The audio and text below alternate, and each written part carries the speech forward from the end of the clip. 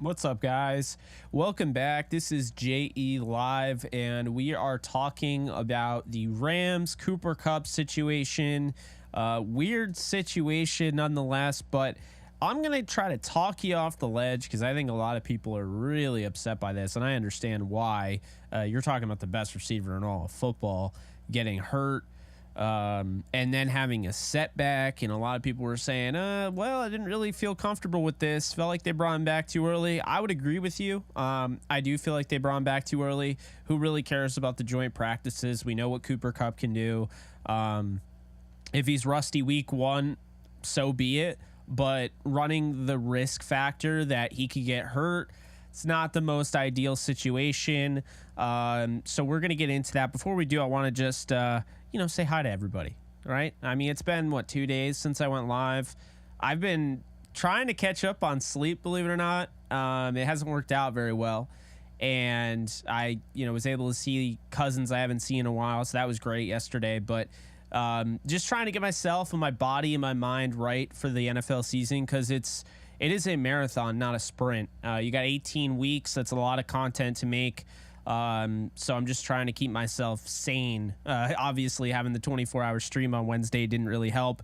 What's up, Dirty? How we doing? A-Train, how we doing over on Kick? Appreciate you guys. How's everyone going? Exotic, Garrett, Clark, Kyle, Jawson, Joakim, AMS, Holden. How we all doing, guys? Appreciate you guys being here. Be sure to hit that like button if you're on YouTube, by the way. Be sure to hit subscribe if you want more content like this. I got plenty more where this came from. So, what's up, Austin? Also, if you guys want to call in, Discord, right? So we got our Discord. I got our call-in feature set up. So if you guys want to call into the show at any point, I'm going to be bringing people on. I want to get your thoughts. So you can just wait in the waiting room, the voice channel over on, Discord, and I'll bring you in when I'm ready. So just going to give my early thoughts and, everything that's kind of on my mind about this situation. And then we can bring in callers and do all that. But, I think really looking at this whole thing, I'll say this right now. I'm not worried that Cooper Kupp might miss week one, because I don't think it really matters. I think the Rams win regardless. I trust McVay teams week one. I trust this receiver staff, this receiver room. I think a lot of people are down on this receiver room, calling him Jags. I mean, let's just be honest here. Van Jefferson had an 800-yard season his second year as the fifth receiving option, fourth wide receiver option, okay? He played half of that season injured. So he was 200 away from 1,000 yards. Appreciate the sub there, 102707 wide receiver, or WR. I just put wide receiver because I saw WR. But, let's just remember something. Van's in a contract year. Appreciate you subbing, by the way, Wavy. Thank you. He's in a contract here, okay? Not worried about Van Jefferson. Not worried about him at all. Guy can win over the top. He can win off the line of scrimmage. Gets great releases. Has good footwork. Good route runner. Thank you, John, for subscribing. I'm not worried about Van Jefferson. I'm not worried about Tutu Atwell either. As a matter of fact, I think this is the Tutu Atwell game. And the last time we saw Tutu Atwell and Matthew Stafford, did they link up? They had that bomb touchdown against the Saints. I'm feeling good about Tutu Atwell, okay? Another thing here is if they don't have Cooper Kupp, they're also going to have a guy that a lot of you are telling me that I'm too low on in Puka Nacua.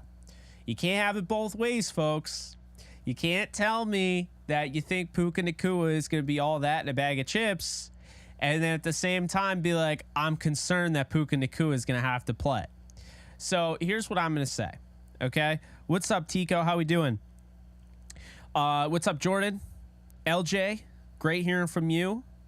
So let me just say this, okay? Van Jefferson contract year. Feel good about him. Can work all over the field. Interchangeable, slot, outside, all of that. First thing. Tutu Atwell, I get, is a little bit of a projection, but the last time we saw him with, Matthew Stafford, things were good. I think this is the Tutu Atwell game. Puka Nacua, 5th rounder. Normally, Sean McVay doesn't play fifth-round wide receivers. Normally, he doesn't play rookie wide receivers right out of the gate. But Puka Nacua can play all three of those positions. He can play in the slot. He can take over. I think Ben Skoranek is also capable of that. We saw him down the stretch before he got hurt with Baker Mayfield going up and mossing the defender there against the Raiders. Really set them up to win that game. So you see that. You see Demarcus Robinson, a guy who has had some big games in his career, especially playing, with Kansas City and Patrick Mahomes, having a touchdown in the last game he played in the postseason. And then you look over at whatever else they have. So it's not just the receivers there. I would imagine they'll call up Tyler Johnson off the practice squad. They'll get 3 elevations before they have to move him to the active roster. But we're also forgetting about Tyler Higbee, because Tyler Higbee here is the second target, right? I mean, let's be honest with ourselves. Tyler Higbee was going to have a monster season last year if Matthew Stafford didn't get hurt. I trust Higbee, right? You got Higbee, great connection there with Stafford. You got Bryson Hopkins, who's really emerged, so much so he didn't even play in preseason. And then, the interesting thing here is the wild card, which is Kyren Williams, who I've been saying keep an eye on. He's been used a lot with the ones. He was used a lot in that joint practice, those joint practices, a lot in the backfield as a pass catcher. And I think this is somebody that we're going to see a little bit of a glimpse of what he could be with the Rams this Thursday night. And what I mean by that is I think the Lions are going to use Jahmyr Gibbs kind of the same way the Rams are planning on using Kyren Williams, okay? Running back by name, but a guy that can play in the slot, a guy that can make plays out of the backfield as a pass catcher, somebody that can work in pass pro, somebody that can, take handoffs. I'm telling you right now, Kyren Williams is going to be very valuable for this passing attack. And then you have Cam Akers. And the common misconception here is whatever happens, right, with the receiving room and so forth, it's always like, oh, well, Cooper Kupp's out, so they're screwed. It's never like, oh, well, Cooper Kupp's out. The Rams always seem to have some success against Seattle. Both games went down to the wire last year with John Wolford and Baker Mayfield. They should have won the last game. They got screwed out of by the officiating. But it's never that. And so I'm not really concerned about week 1 because I think they can win without Cooper Kupp. And I think the thing that we're forgetting, there's 2 things we're forgetting here. The first thing is, the Rams can run the ball with, excuse me, I'm losing my voice already. The Rams can run the ball with Cam Akers. Okay? They're going to be able to run the ball with Cam Akers. And so they don't need Stafford to throw it 70 times in this game. Okay? They can establish the run, play the play clock to their advantage, or the game clock, excuse me. They can run it with Cam Akers. That's the first thing. The second thing is the good about Cooper Kupp not playing. Okay, there's a good aspect of Cooper Kupp not playing, and here's why. Okay, first off, I don't want him out there if he's not 100%, because if you guys remember, older fans will know Isaac Bruce dealt with a hamstring years ago. Okay, he was fresh off like a 1,700-yard season before, and like Dick Vermeil got a little bit in trouble because he called him a so-called superstar because he wasn't healthy. Hamstrings can affect anybody. I think here's the thing that we need to really realize.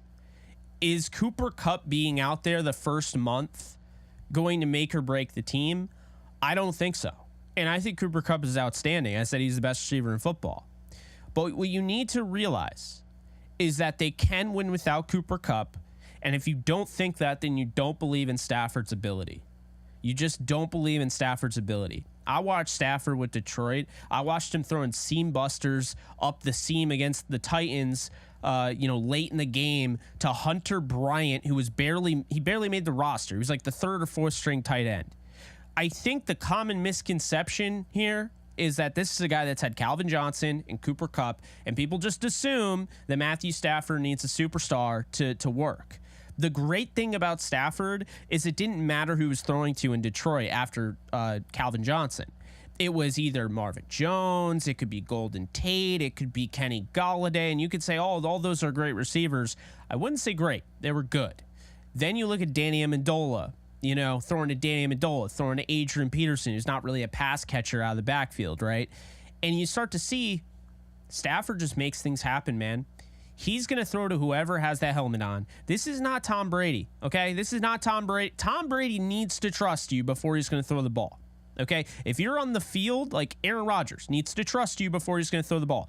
Stafford has proven time and time again that he is going to throw to whoever's on the field and he's going to get the job done. Okay? His issue's always been about the defense. And then he proved that when he went to the Rams. They won the Super Bowl the first year. Look, the good thing is Stafford got a little carried away. And now he has a chance to kind of reel it back in. When you have Cooper Kupp, that's great. But you want to see him target other receivers as well. Get everybody a piece of the pie. And I think he's always done a great job of spreading out the targets and, going all across the field. And then I think last year we really saw when push came to shove, there wasn't really a rapport built with Allen Robinson. And so a lot of it was, just kind of leaning on Cooper Kupp. So this is a little bit of a blessing in disguise here. Okay, this is a blessing in disguise because he can really get into, he could start to develop a rapport with these receivers, and that's the good thing here. That's what I'm looking forward to. That's what I want to see is that he can start developing a rapport. Some of these receivers are going to be able to get better because they have more opportunities, like a Puka Nacua who may not play if a Kupp starts. Now he's getting a chance to play. So I think when you look at everything going on right now, with the injury, you got to be very careful about the hamstring. I say let him rest, sit him out, get that mental clarity for him so he knows it's not every weekend we'll reevaluate it. It's a fresh break. Cooper Kupp comes back in November. All right. My proposal is Cooper Kupp comes back in November. You hold him out the first month. If you don't think the Rams can go 2-2 against Seattle, the 49ers, the Bengals, and the Colts, then you don't think they're good enough and you probably want them to tank as it is. But I'm just saying that the Rams can absolutely win 2 out of those 4 games. And if you come back and Cooper Kupp is fully healthy, he's fresh as hell, he comes back in November, and this team is 2-2, the Rams are in a fine spot. It's not perfect, but nothing's perfect, right? The Rams are in a fine spot. Now, I also will say this, okay? There are people that are very concerned about the Rams and this injury. Just be happy it's not season ending. Just be happy it's not an ACL or an Achilles. It's not easy to get through training camp and preseason relatively unscathed. You can talk about it all you want that they sit their starters in preseason. That has a lot to do with it. They still played starters. They still played John Johnson. They still played Russ Yeast. They still played Bobby Brown, Michael Hoyt, Byron Young. Any guys like that could have gotten hurt at any point, okay? And for the most part, they stayed healthy. What's up, Jack? So that's how I'm going to choose to look at it. They should be fortunate that this is the one thing that happened. It's unfortunate, but it is fortunate that this is the only thing that's really happened thus far. It's a long season. A lot can happen. But I am not going to fret about this. I think the important thing is that, yes, October. Thank you, Temple Hills. My bad. I'm already taking a month away from you guys saying November. No.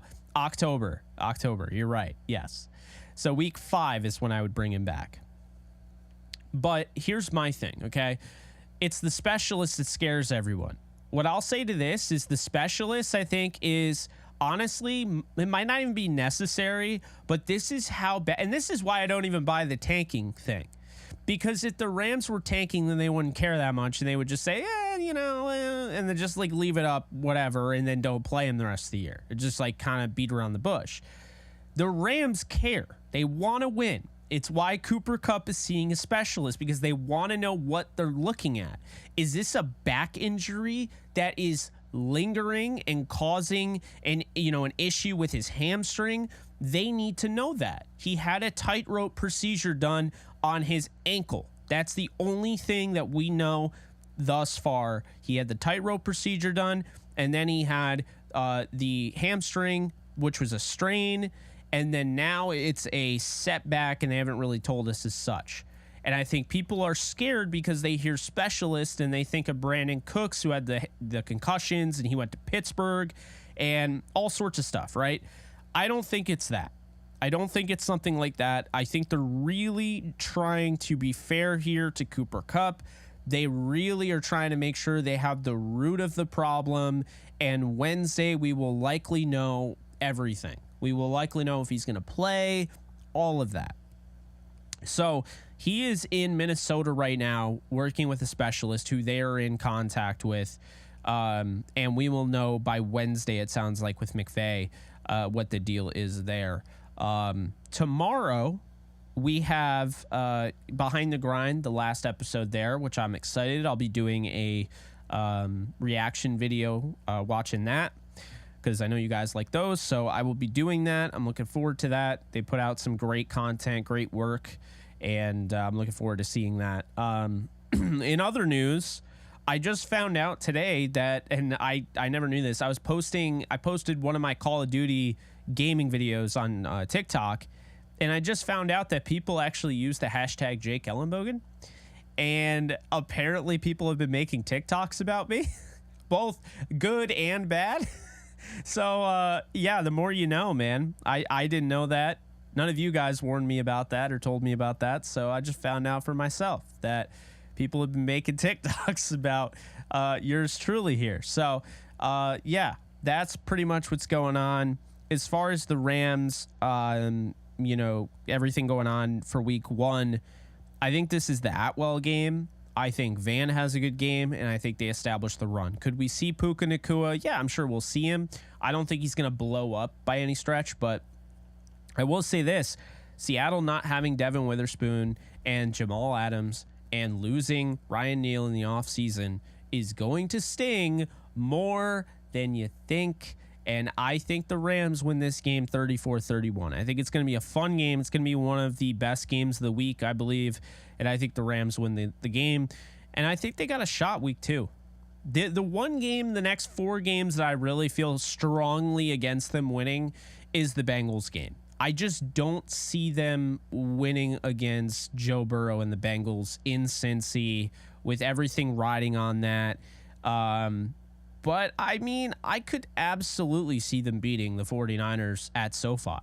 And the reason I say that is because if you're going to beat the 49ers, you're going to beat them early in the season. Nick Bosa may or may not play. Brock Purdy's kind of looked in camp. I feel like later on in the year, it's set up well for the 49ers to win that finale week 18. But I think if the Rams are going to beat the 49ers, week 2 is probably the time to play them, regardless if they have Kupp or not.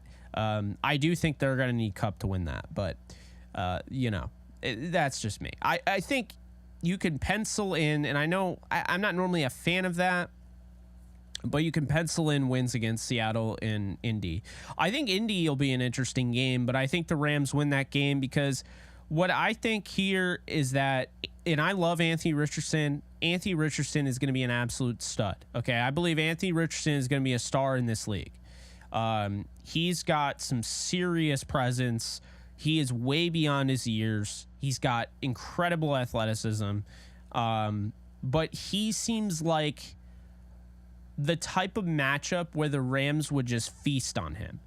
I think hearing lately that Raheem Morris wants to go more physical and wants to get more aggressive on defense and blitz more and have the corners play more physical, man and press and all that. I think with everything being said there, I think that's a matchup nightmare for Anthony Richardson. You know, I think the Rams have a lot of experience dealing with mobile quarterbacks. You know, you look at, Kyler Murray and Russell Wilson and so forth. So I think that'll be interesting. But the most interesting thing is that the Rams never played against Brock Purdy. So week 2 is really fascinating. Week 3, I think they lose. I don't think there's a way in hell they beat the Bengals on that night. It's like the Bengals still, there are guys on that team that lost to guys on the Rams in the Super Bowl. Okay. And there's still Bengals that believe that they were screwed out of that Super Bowl, whether you believe it or not. And I think it's horse, you know what, they still believe that. So there is that. What's up, M Flexin, M Rams fan? How we doing? I want to see Nakua and Skoranek to contribute this year. I think they're going to have to. M Flexin, yo, what's up, Uncle Jake? What about the Brian Burns news? It's interesting. I don't know what that means for the Rams. I don't know if they make a trade. I will say this. Jordan Rodriguez said early on that she expects them to make some sort of move in the edge room early on. And I tend to believe that. I still don't think the edge room is, complete. I think they really like Byron Young long term. Michael Hoyt, they're kind of crossing their fingers on, like, oh, can he keep this going? He looked good last year when we moved him to his new position. But my vibe is that I think if they are competitive by the bye week, not the bye week, excuse me, the trade deadline. If they are competitive by the trade deadline, I think there's a chance they trade for a pass rusher in which they re-sign next season. I don't think they're doing a rental, but I think that's the argument there, right? So essentially, you go out and you say you get a Brian Burns. Well, now they're going to pay him. They have the money to do that for next season, or I think I can't stress this enough. I really think Chase Young could be a Ram. I had this feeling for a while. I know they went out to get Brian Burns. I reported on that last year. People thought I was crazy. Like, there's no way the Rams gave up that many picks or tried to. Yes, they did. I love Brian Burns. He's one of my absolute favorite players. I think Chase Young is the name to look out for.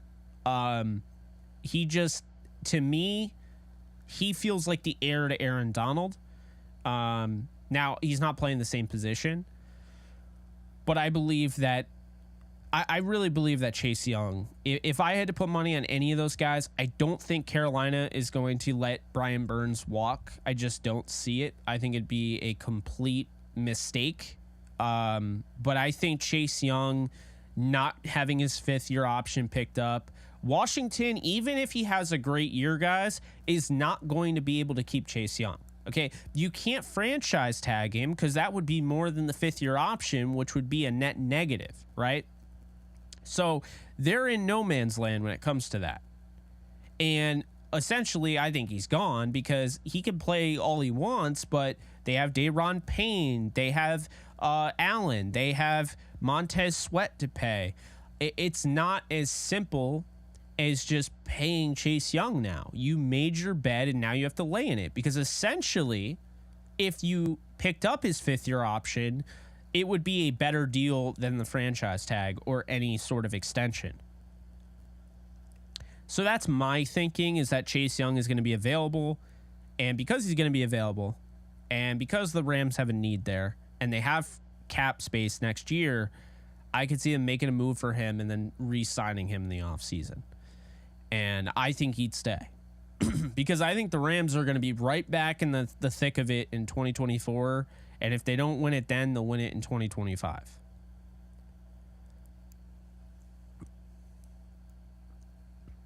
Yeah, Anthony, it's a little weird. Chase Young coming off ACL surgery, his value might not be that high. It's still going to be decently high. Like, you still might have to give up a 2nd, a 3rd, and a 4th. My thinking, my feeling is that the Rams are trying to avoid giving up the 1st rounder at all costs. I think they really do want to keep that 1st rounder because they do have to look ahead. They do have to look at the franchise. They do have to look at the future. And you could say what you will about Stetson Bennett, but it's not a guarantee. A 4th rounder does not guarantee that quarterback is going to be a starter. He could very well end up being Sean Mannion, where he is a high drafted backup, and that's okay, right? But if Shadur Sanders is there and they like him, or, whoever, Jordan Travis, Bo Nix, Joe Milton, whoever those guys, they want that 1st round pick. I can tell you that right now. And if they give it up, it would have to be for somebody like top notch. Chase Young, I don't think you'd have to give up the 1st rounder for, because there's a lot of baggage there with the injuries and the fact that they're non-committal there. It's hard to justify, hey, you have to give me a first rounder for a player that you didn't even think was valuable enough to pick up his 5th-year option for. So that's the real factor of that. But that's what I'll say there. Let's see. Brian Burns posted a picture of a ram on his IG story and people went berserk. Yeah. No, that's I remember that. I do remember that. Washington isn't going to be able to get a first rounder because of the surgery. Exactly. And I think that's what makes it really fascinating. I just think it's the best fit for him. The Rams are going to need help stopping the run, guys that can set the edge. I think Chase Young is an outstanding run defender. Obviously, we know what he can do as a pass rusher. And I think he's just that big name, big Hollywood name. If you're going to start kicking off the next era of Rams football, you want to have a pass rusher to be your superstar. Byron Young is not that, I don't think. I think he's going to be really good, but I don't think his ceiling is superstar. I think having a Byron Young works because he's really good, and then you bring in a Chase Young, and Chase Young is elite. Like when Chase Young is healthy, I think he is an elite talent. So that's the intriguing thing there. I don't know what that's going to look like, but really, guys, I've seen just so much tanking. What I'm going to say is this. We keep hearing about how great this quarterback draft is. And if you believe this quarterback draft is that great, and I'm not saying it's not, but if you believe that, then why would you tank? Because you're essentially saying that you could get a good quarterback pick 20, right? Like the Steelers got their franchise quarterback pick 20 overall in a weak draft with Kenny Pickett. I think Pickett's going to be really good this year. I think he's a legit franchise quarterback, right? So that's the thing that doesn't make any sense to me. It has to make sense. If it was a weak quarterback draft and Caleb Williams was the number 1 and then the number 2 was a guy that was probably looking at a second round selection, that makes sense. You're tanking for Caleb because there's nobody else. I don't believe NFL teams tank until I saw the Cardinals and what they've done. But that's my biggest thing, is that it doesn't make any sense to essentially tank for a pick when, I mean, to watch Doge's point, exactly, Caleb has hinted he might not even enter the NFL draft this year. I don't really buy that. I think he's going to have some fun with it, and then, he'll enter. But, yeah, it doesn't make any sense to me. Like, it makes zero sense to me. If you think this draft is really, really good, has tons of quarterback talent, then you're saying essentially, I don't have to tank. I can have a good season or a decent season, and I'm still getting a franchise quarterback in the first round.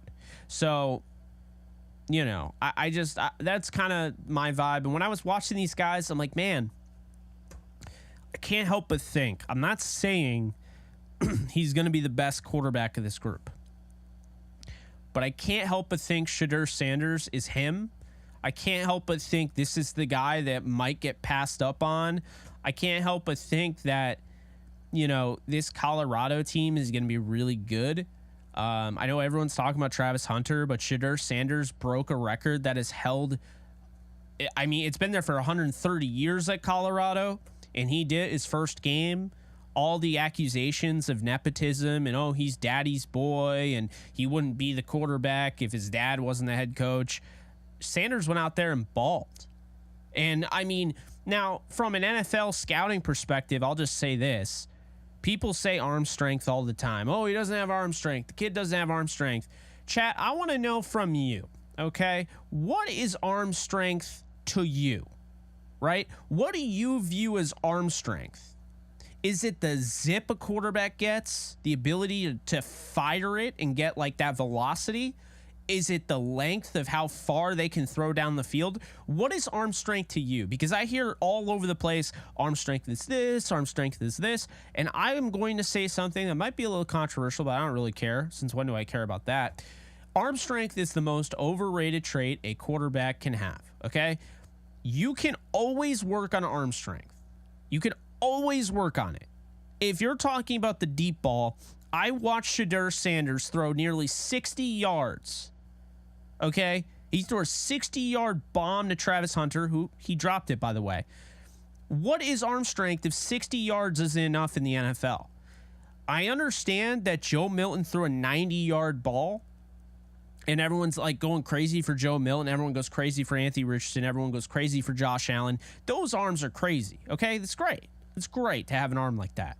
But it's not required to have an arm like that to be a franchise quarterback. Joe Burrow does not have the arm like that. He's got a 60-yard arm, maybe 65.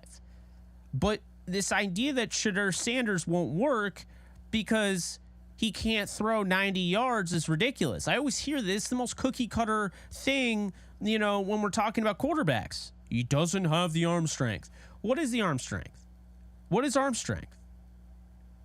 I mean, I saw Sanders go through his progressions. I saw Sanders manipulate the defense with his eyes and make a hell of a throw. In doing so, he froze the safety. I mean, I saw the pocket presence. See, this is a guy, like, I'm a huge Jalen Daniels fan. He's my favorite. He plays at KU, and I love him. But this is the guy where if I'm picking in the first round, like, Shedeur Sanders is the guy that I'm looking at. Caleb is only going to be available for the first overall pick. He's not an option. But I just think when you watch Sanders, I'm like, this is why I'm like, I don't believe in the whole tanking thing. Like, where do you think Sanders is going to be picked? And by the way, for the people that want to tank for the number 1 overall pick, the Rams have had the number 1 overall pick twice in pick quarterbacks recently. Sam Bradford didn't work out. Jared Goff, you could argue, worked out and didn't work out at the same time, right?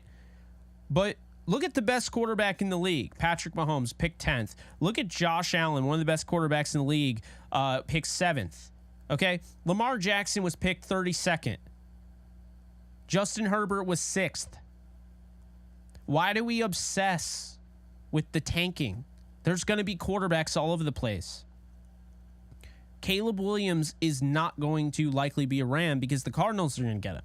Okay? Cardinals are going to tank. They're going to get the number 1 overall pick. I think they win one game the whole year. And I don't know, man.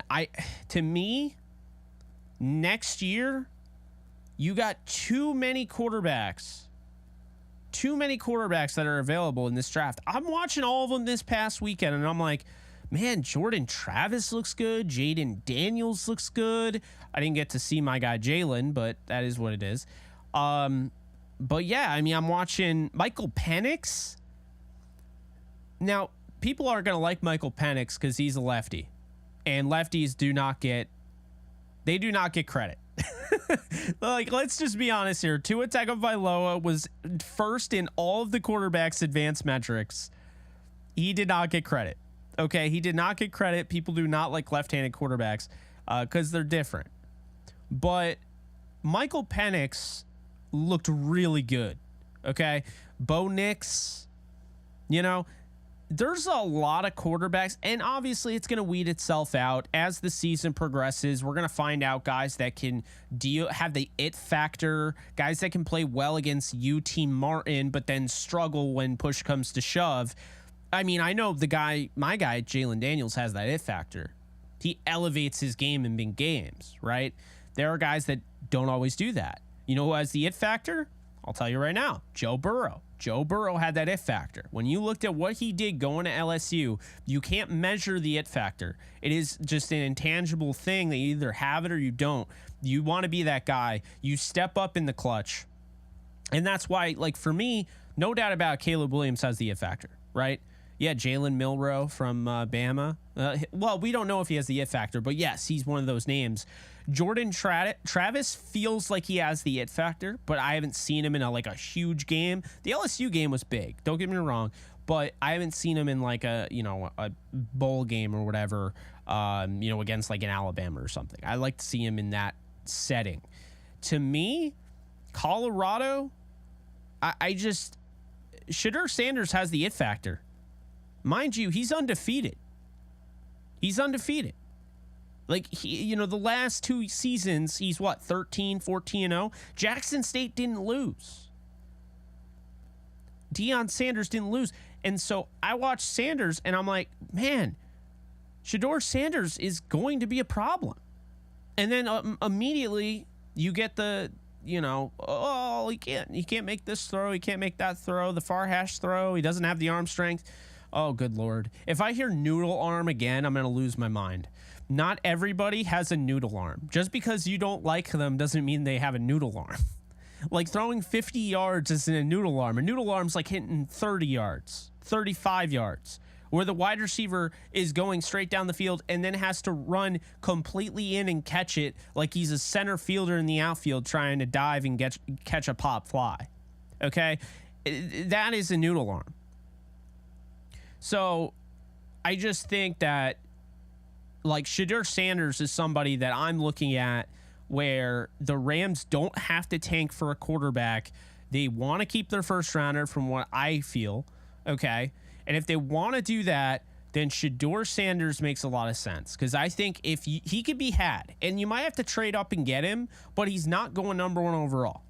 Okay? So you don't have to tank. You can still, try to win football games this year and then go after somebody like that, maybe you can actually trust. I feel really good about the options that the Rams are going to have for quarterback that I don't think they need to tank. That was the whole point of that. I don't think they need to tank. Now, there are some good offensive tackle options. Joe Alt comes to mind. There's the other kid from, I think, Penn State, whose name is escaping me. But, there's going to be tackle options. Marvin Harrison Jr. is out there. Jared Verse is out there for, pass rushers. I think really, I think they need to look at potentially going after a quarterback. And I don't have anything against Stetson Bennett. I'm not giving up on him. But with that first round pick, if you can get a Shedeur Sanders for next year and have him develop and sit behind Stafford, I'm taking that 100 out of 100 times, right? Bennett is going to be a fine player. I think he'll probably be a potential starter down the road, spot starter, career backup. But I don't think that you can just count on Bennett to be the franchise quarterback. And if the Rams have a chance to draft a guy like Sanders, I'm taking that 100 out of 100. That's my point. But I'm also, again, my most important point, don't forget, is that I don't believe in tanking. I think tanking is stupid. You have too much talent on this roster to tank. You can say what you will about how bad the defense is. I don't really care about all that. You're not going to waste a year of Cooper Kupp, Matthew Stafford, and Aaron Donald in tank. You're not going to waste a year of, Sean McVay in tank. And so that's where I'm coming from. There's too many guys. We already named them. Milroe, Milton, Sanders, Nix, Penix. I mean, there's so many guys. Travis, Riley Leonard, Jalen Daniels, Jaden Daniels. There'll be plenty of guys. There's no point to tank in a quarterback class like this. Okay? No point. RH3, thank you for the 2 there. I appreciate you. Rams had multiple number 1 pick quarterbacks, but had Fisher. That's true. That's true. Yeah. So, Allie, to answer your question, I'm not giving up on Bennett, but if I get a chance to draft Dion Sanders' kid, who just broke a 130-year record at Colorado in his first game, who can hit the deep ball, who can make throws outside, inside, manipulates. He's already manipulating safeties with his eyes. He just seems very intelligent, and he could stay, but I think he comes out. I'm going out and getting him. No doubt about it. Guys, be sure to like the video if you're on YouTube right now. Really does help me out. Be sure to subscribe if you haven't already. Also helps me out. And also, if you guys want to get involved a little bit, I have a Discord channel in which we finally broke over 500 people in, which is freaking awesome. The Discord is very simple. You join, it's free. There are a lot of people in there, a lot of Rams fans in there. We're over 500, like I mentioned. And it's how, if you want to call into the show, which I'm going to allow you guys to do now, all you have to do is sign up for the Discord, which is free, and then wait in the waiting room voice channel. So if anyone wants to give their thoughts on Cooper Kupp or any of the quarterbacks we saw, any college quarterbacks or anything, now's your time to do that, or whatever. now's your time to do that. I'll post the link in both the chat on YouTube and on Kick. So that's what we will do. What's up, Swizzleberry? How we doing? It is officially week 1. Thank the Lord. Tanking is a slap in the face to your fans. If you are going to tank anything, tank the ticket prices. Bingo. My guy knows. So, I agree with that. Shador is going to be a first-round pick, Jake. I agree with that, Volcano. I think so too. But I would trade up if he went like 10th overall like Mahomes and I'm picking 17th or whatever. I'm trading up. That's the guy I would want. But I mean, I'm telling you right now, okay, it's not a bias thing because I'd be honest. I'm very honest about Kansas football. I'm not going to just blow smoke up people's asses and say, oh, this quarterback's so great and he plays for my team and all that. Jalen Daniels is the real deal. Okay. He has the it factor. He's got the mobility. He's got the arm strength, the velocity, the ability, like in crunch time. This guy elevates his play. He's confident. He's clutch. So I feel very confident about Jalen Daniels, and he didn't get a chance to play this past week because he had back tightness. But just watch out for him. Watch out for Kansas as well. I'm just telling you right now. I will not be surprised, right, if he ends up being like Jalen Hurts. And it has nothing to do with the fact that his name is Jalen. I think the guy's legit. I really do. I haven't seen a quarterback like that at Kansas in quite some time, maybe ever. He's just built different. J.J. McCarthy's another one. I was not a big J.J. McCarthy fan, and I watched him this past week for Michigan, and the guy genuinely got better, which is what you love to see, and what I think we assume very often that these guys get better. It doesn't always happen. So, it was really nice to see that and just see like this guy's been clearly working and trying to get better. Allie mentioned Cameron Ward, WSU. See, there's so many quarterbacks that I forgot one of my favorite guys in Cam Ward. I was hoping he'd come out last year. I did a lot of work on him. Thought he would be one of the best quarterbacks from this draft. Wanted the Rams to grab him, and then he ended up staying in school, which pissed me off. Obviously, can't hate him for that move, but it was like, man, it was the perfect fit. Cam Ward is somebody I really like from Incarnate Word, and then he transfers to Wash State. And I thought he looked really good. He looked really comfortable. Another mobile quarterback, a dual threat. In case you haven't noticed, the league is definitely going to lean more towards that dual threat ability. It's necessary. You got Nolan Smith coming in the league, who runs a 4.3. He's coming off the edge. You have to be able to combat that. Teams have combated dual threat quarterbacks by going out, and now you have like the Nick Sabans of the world recruiting these athletes, right? And so you get these athletes that come in, and they're like, when they're on whatever 24/7 or ESPN recruiting, you'll see they don't even have a position. They're just listed as an athlete, and these guys are on 4.2, 4.3s, and they're wide receivers in high school. And you got Nick Sabans of the world and Dabo Sweeney's that are like, yeah, we're going to convert you to a defensive end. We want you to rush the passer. Jay Sierra, thank you so much for following me on Kick. I appreciate you. And that's the thing. So you get this guy coming off the edge running a 4.3, and you're like, holy moly, what the hell am I going to do? My quarterback can't run, So now to combat that, now you have to go out and you have to get guys like Jalen Hurts. You have to get guys that can be able to work, like, Caleb Williams can work off script. You can't always stay in your lane. You can't always work within structure. There are going to be plays that break down, and the quarterbacks that are the best in the league right now are the quarterbacks that can make things happen off schedule. When things break down, what can you do? Can you step up? Can you actually make plays under pressure? We've seen Stafford do it in the Super Bowl. We see Patrick Mahomes live like that. Josh Allen, Lamar Jackson, Joe Burrow. You don't even have to be an elite athlete, right? You just have to have enough wiggle and just athleticism to get outside the pocket and give yourself enough time to throw. And that's the thing, is that these athletes in sports medicine, as it continues to evolve, these guys are getting better and better and better. And it's not as simple as just, oh yeah, we'll do this, we'll do that. Like, no, if you don't run, a 4.7 at least at quarterback, it's going to be hard to get outside the pocket and make a play, because these edge defenders are insane now.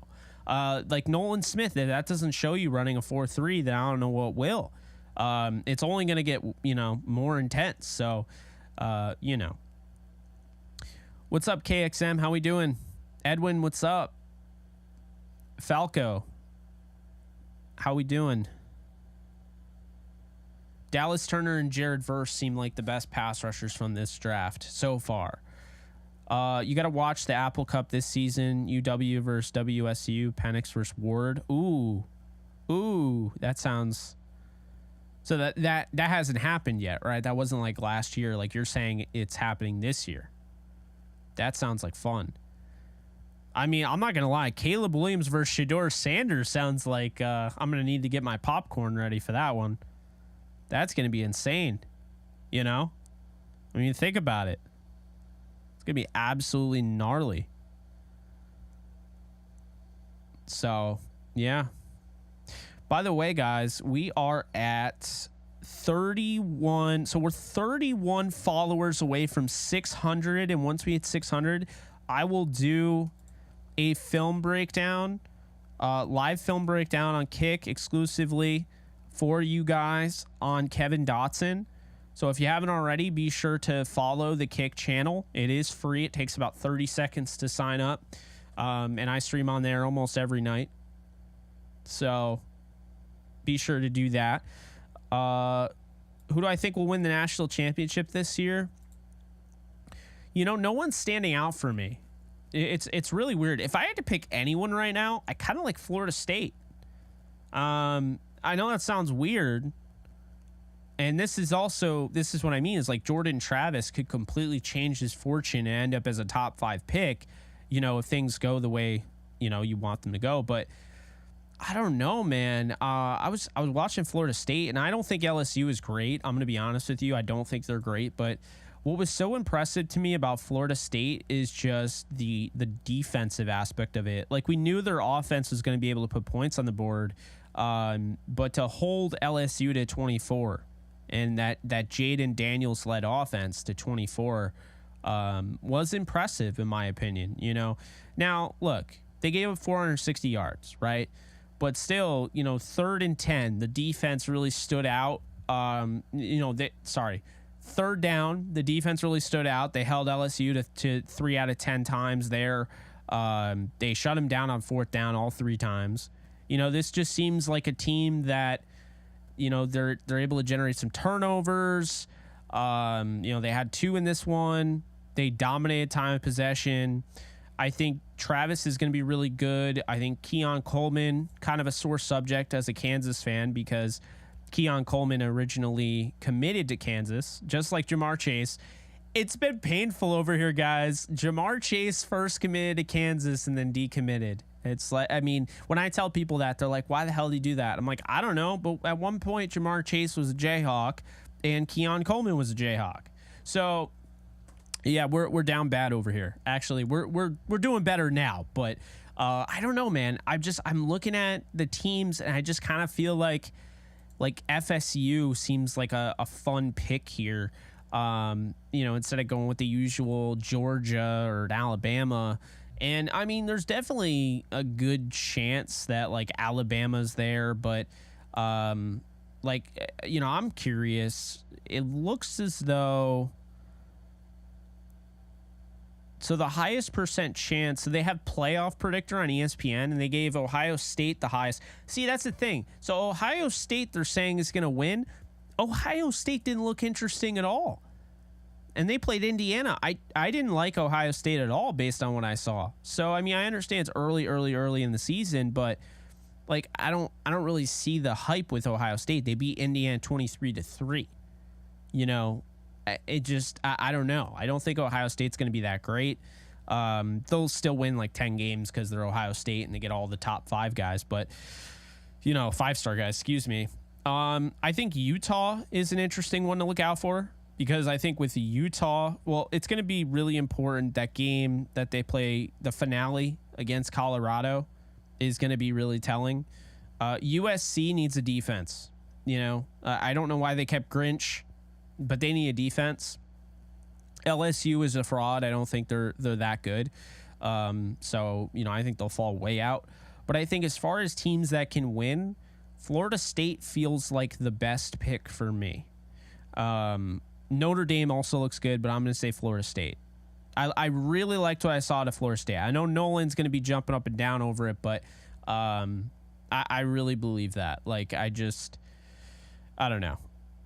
Like Georgia, it's either Georgia three-peat or Florida State wins, or someone out of the blue wins. I don't know. I don't even know who would win. Because my biggest thing is you're going to need to have a defense if you want to beat a team like Georgia. You want to beat a team like Bama.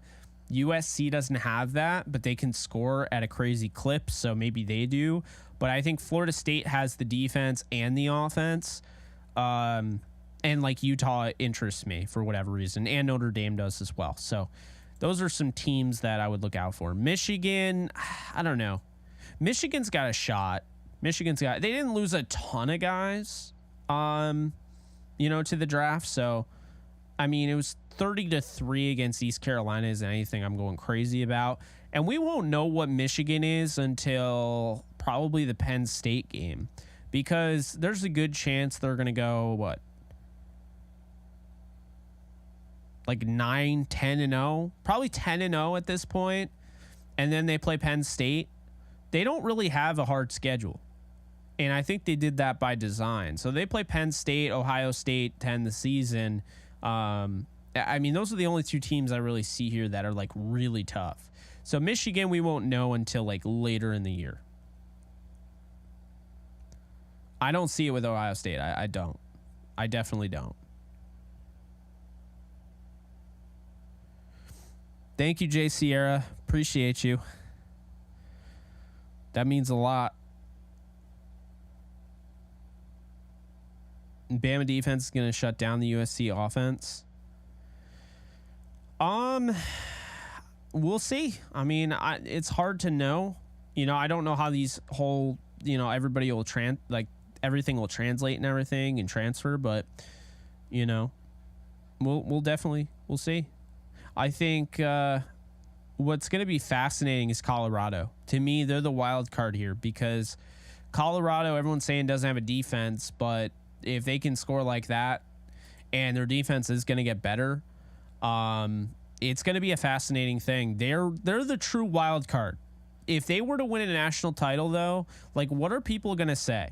Because I'm not going to lie, the hate Dion Sanders and his kids are getting, and how, it's just one game, it's insane to me, and it's like turned me into a Colorado fan. Like, I'm not a fan of Colorado. Like, that's not my team. It's Kansas, and I like Bama to an extent. I prefer USC over Bama. But Colorado they're fun, man. And they're getting a lot of hate, and I just kind of feel like it'd be cool if Colorado just ripped off win after win when everyone was doubting them. Because you can't have it both ways. You can't say, he's daddy's boy, and then he breaks 130, year record at Colorado, throwing over 500 yards in his first game, and then say, well, let's see him do it against a real team because TCU lost all their players. That wasn't the team that played in the national title. I'm sorry. I think Colorado could have beaten that national title team. I mean, let's not forget that national title team got absolutely destroyed by Georgia. Destroyed. So I don't know, man. I think that I think Dion and Colorado is really, and a lot of people seem to forget, Colorado isn't a D2 school. It's a football school. It's a school that's had some success in college basketball as well as other sports. But Colorado, if I'm not mistaken, has won multiple they've at least won one national title. And I just, they've been in 27 bowl games.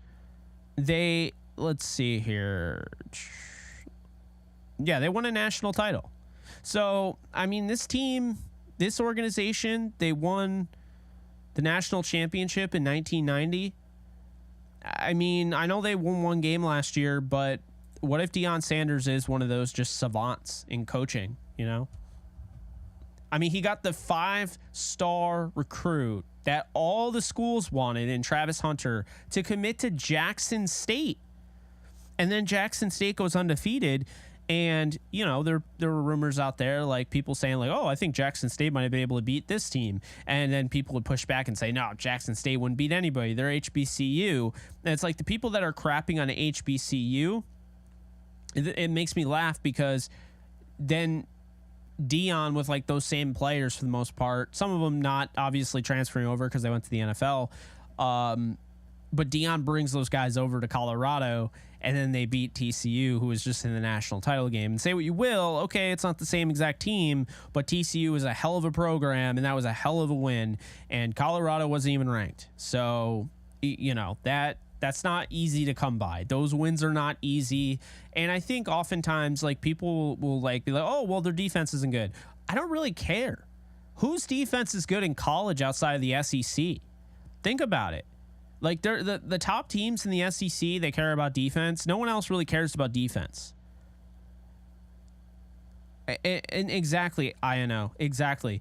HBCUs get so much crap, but in reality, like, there's so many really, really good, talented players in those HBCUs. Jacoby Durant, Javon Hargrave are two guys that ring a bell for me coming out of South Carolina State. Don't sleep on HBCUs.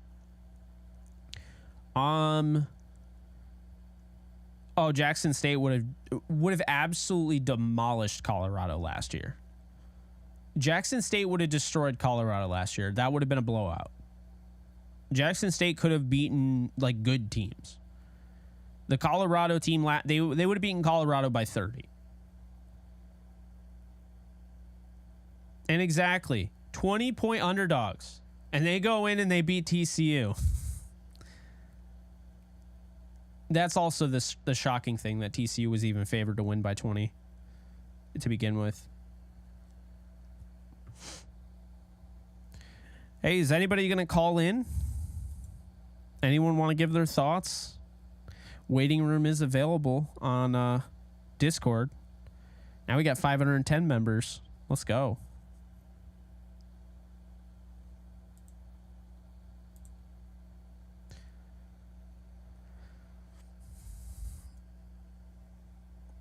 Yeah, giving up 45 consistently puts him in a bad spot, but, you know. GG, I get what you're saying. Prime is an acquired taste. I found him to be a little annoying, and then I started to like him. Baylor losing to Texas State means the Big 12 is wide open for Kansas. That's all I'm saying. Kansas has Illinois this week. If they beat Illinois, they're 2-0. Then they go to Nevada. We already know what Nevada can do because USC rickrolled them.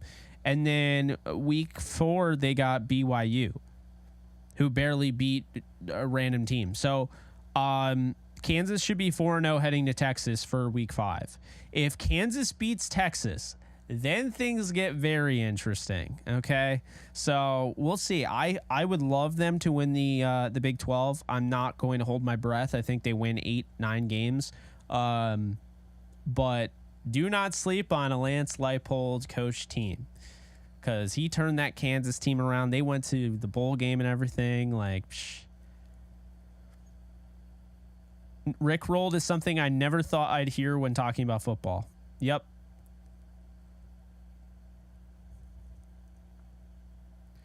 Exactly. Totally agree with you.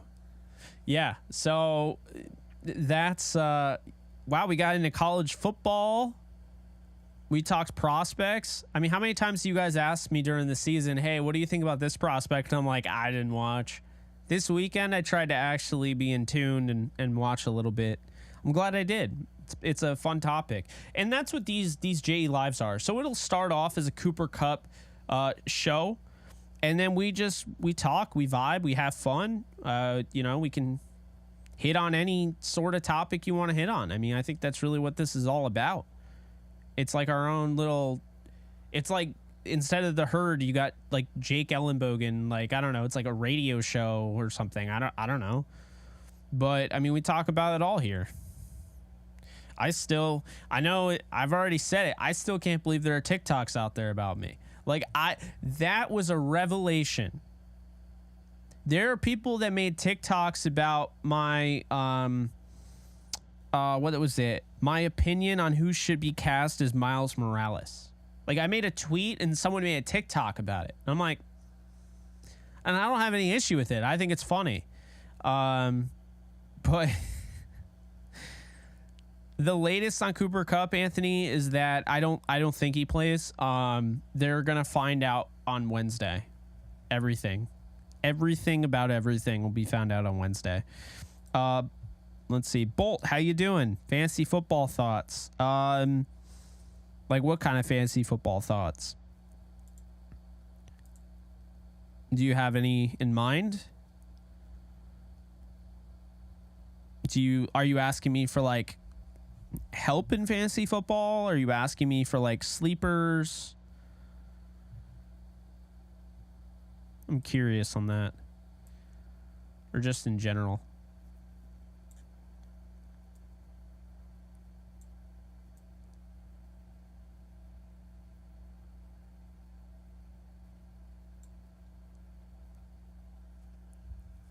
I can DM you all the TikToks on Twitter, Exotic.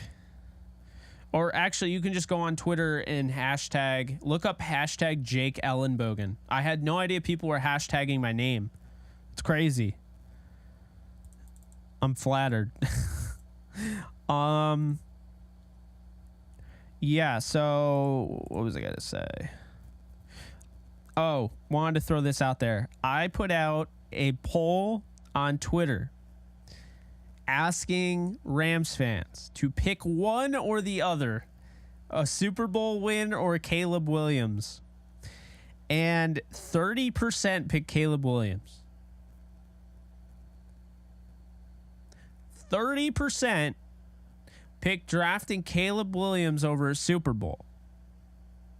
Now, this is a hypothetical, and I never once asked for any sort of context. I just said, you get one or the other. What are you choosing? Why are 30% of fans picking a quarterback over a Super Bowl? I don't get it. I don't get it.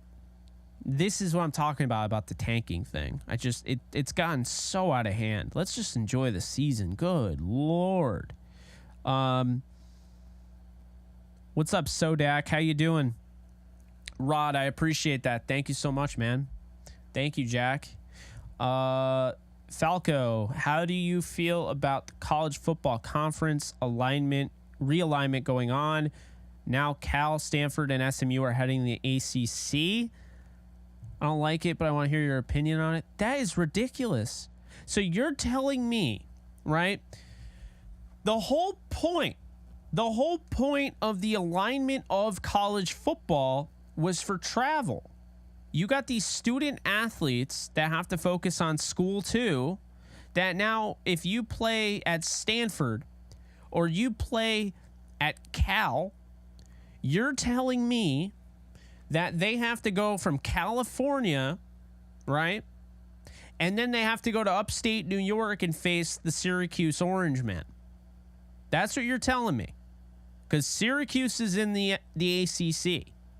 So you're saying, because money talks, we're just doing cross-country travel now. The whole point of the alignment was that travel would be okay. You could do travel. And there's going to be some bumps here. Like Utah going to Kansas, Utah going to West Virginia. West Virginia was an ad that was kind of like, I don't know if they're Big 12 material. Because West Virginia's out there and Big 12 is mainly the Midwest. But, I mean, cross-country? That's insanity. I think Southern Methodist is ridiculous. Southern Methodist in the ACC is ridiculous. That is ridiculous. California and Stanford is just repulsive. It's absolutely not what it's for. So I don't know, man. That's kind of where I stand on that, is that the realignment has gone against the whole point of alignment in general. I mean, that is just ridiculous. What's up, Ricardo? How we doing? Yeah, I don't know what we're doing, guys. I mean, who knows what we're doing at this point, if that's what we're at. I got Cam and Higbee in my league. Renegade, what's up? Should I start Stafford or Rodgers? So I like Stafford against Seattle. Rodgers against the Bills it's not a great matchup. But I like Stafford against Seattle. Sleepers and players to trade for. Okay, so sleepers in fantasy football. For whatever reason, I've been seeing way too much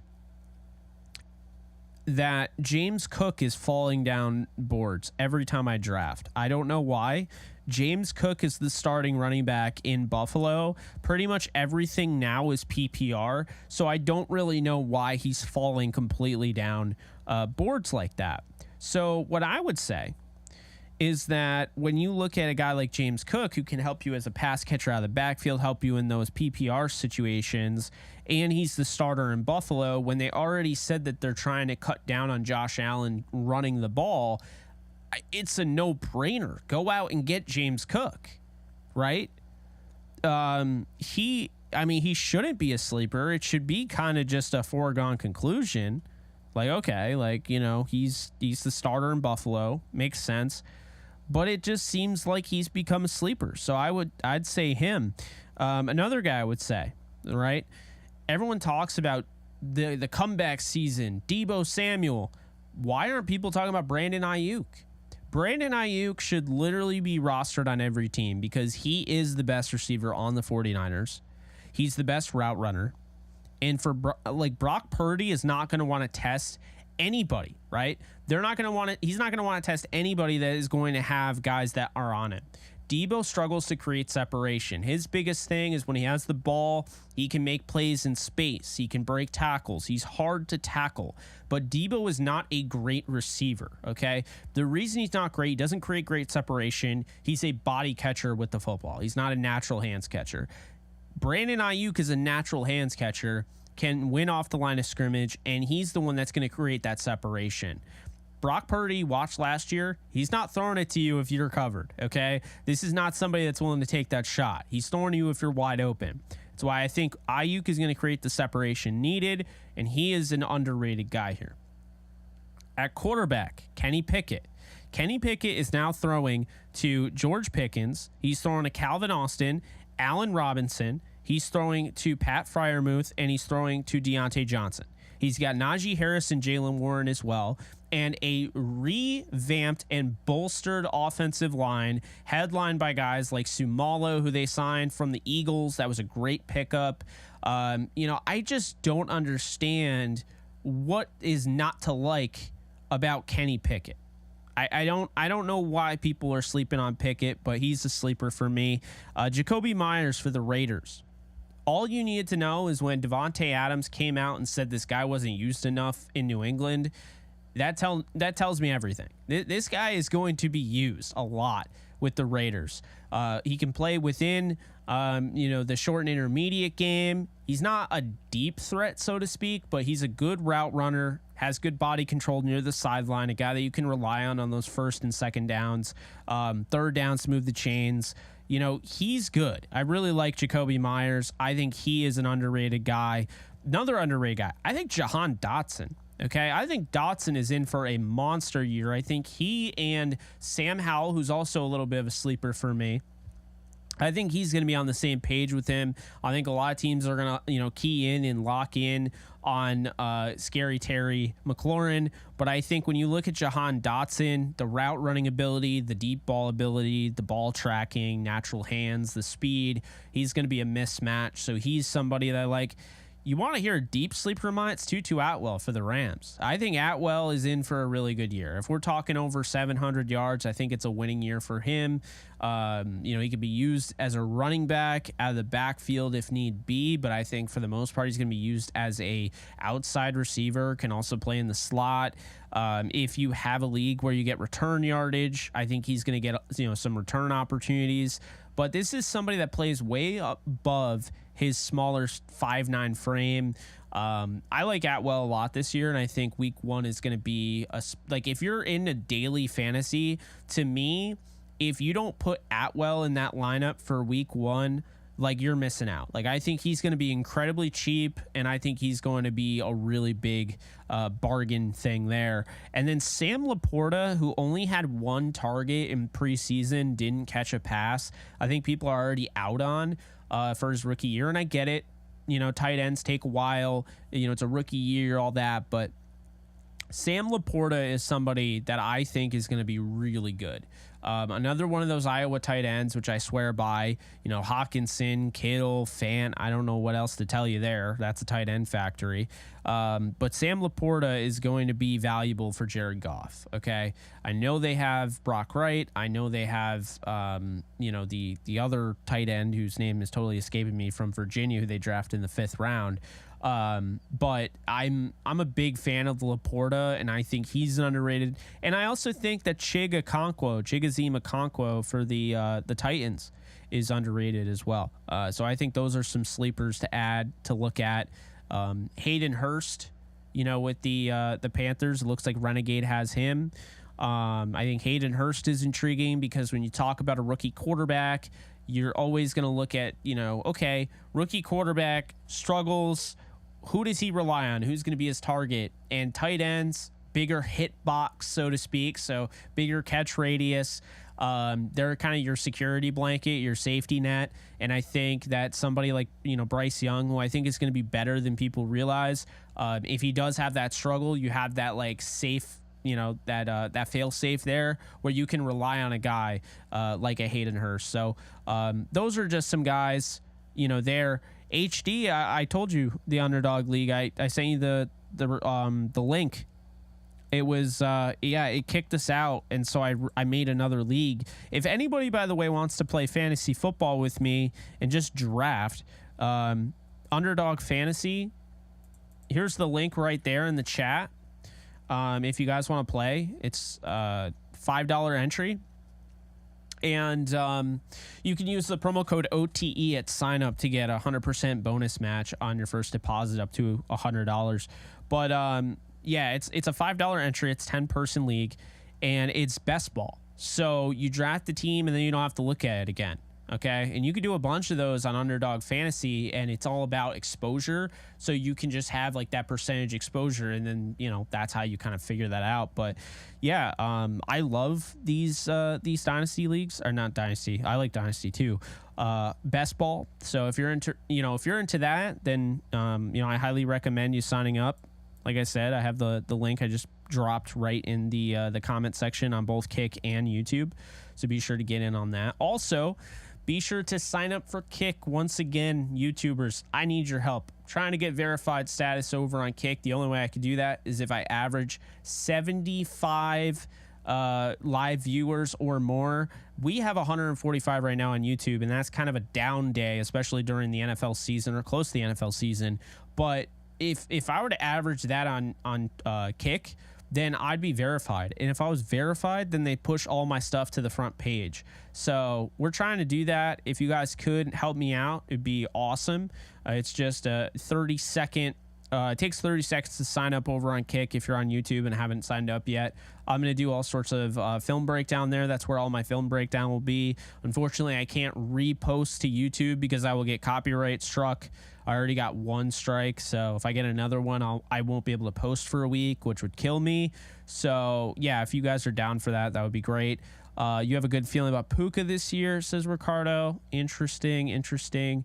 Pickett is your backup behind Russell Wilson. I'm a little concerned about Russell Wilson, Allie. I'm a little concerned. I don't know if I would trust Russell Wilson. I think there's a shot that Wilson has a bad year again, and we see Jarrett Stidham at quarterback. I think that's real. What's up, Ashton? How we doing? All right, cool, HD. Yeah, let me know. Let's see. Oh, I agree with that, INO. I don't believe, like, people that say Caleb is going to be a bust, I think are just saying that for shock value, because nothing that I've seen when scouting him shows me that he's going to be a bust. I just don't believe in tanking. So it's nothing against him. I'm a big fan of his, but I'm not really a big fan of the whole tanking thing. What's up, Benny? I'm a big Rams fan, but this might be unpopular opinion, but I'm fine with Kupp out. That forces Stafford to develop a relationship with other receivers. The bromance. So that is kind of what I was saying earlier. So I agree with you there. I don't think it's a crazy take at all. I think, you know, you develop a rapport with other wide receivers and you force Stafford out of his element. He's already done that before. He can do it. And if he does it, it makes the offense stronger. You know, so I think, I get that. I think the big thing is I wouldn't hold Cooper Kupp out for that reason. I would hold out Cooper Kupp until he is fully healthy. I don't want any more setbacks. I don't want to mess around with that, with that hamstring. We know what Isaac Bruce went through in the 90s. Like, I'm not doing that again.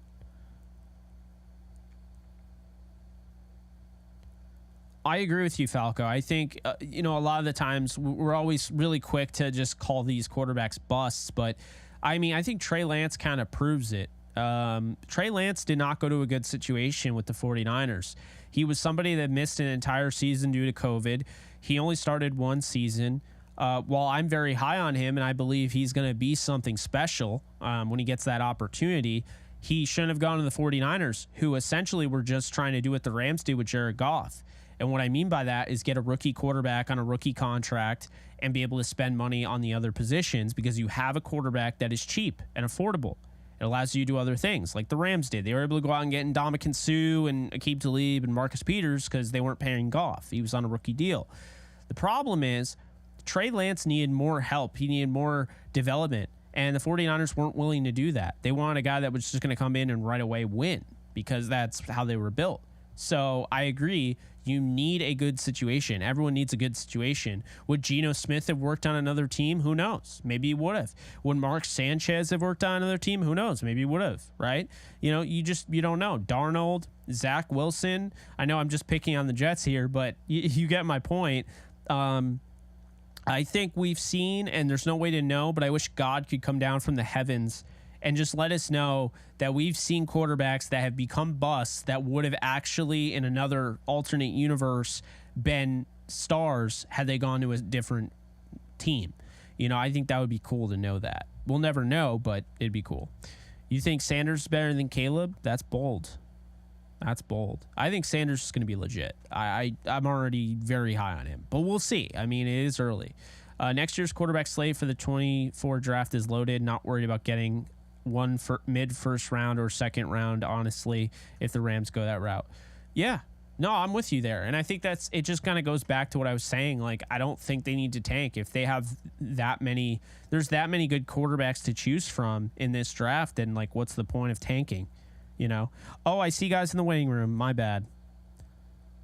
All right. So we are going to bring in here SoCal Ram 88. Welcome to the show. How you doing, my friend?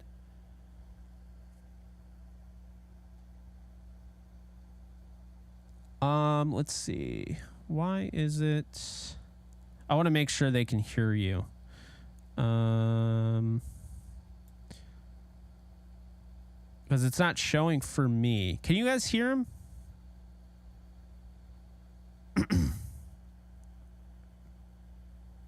You cannot hear him. Okay.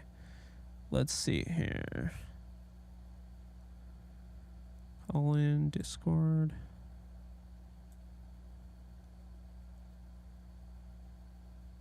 That's weird. Okay, let's do this. I'm trying to make sure this is Discord. Okay.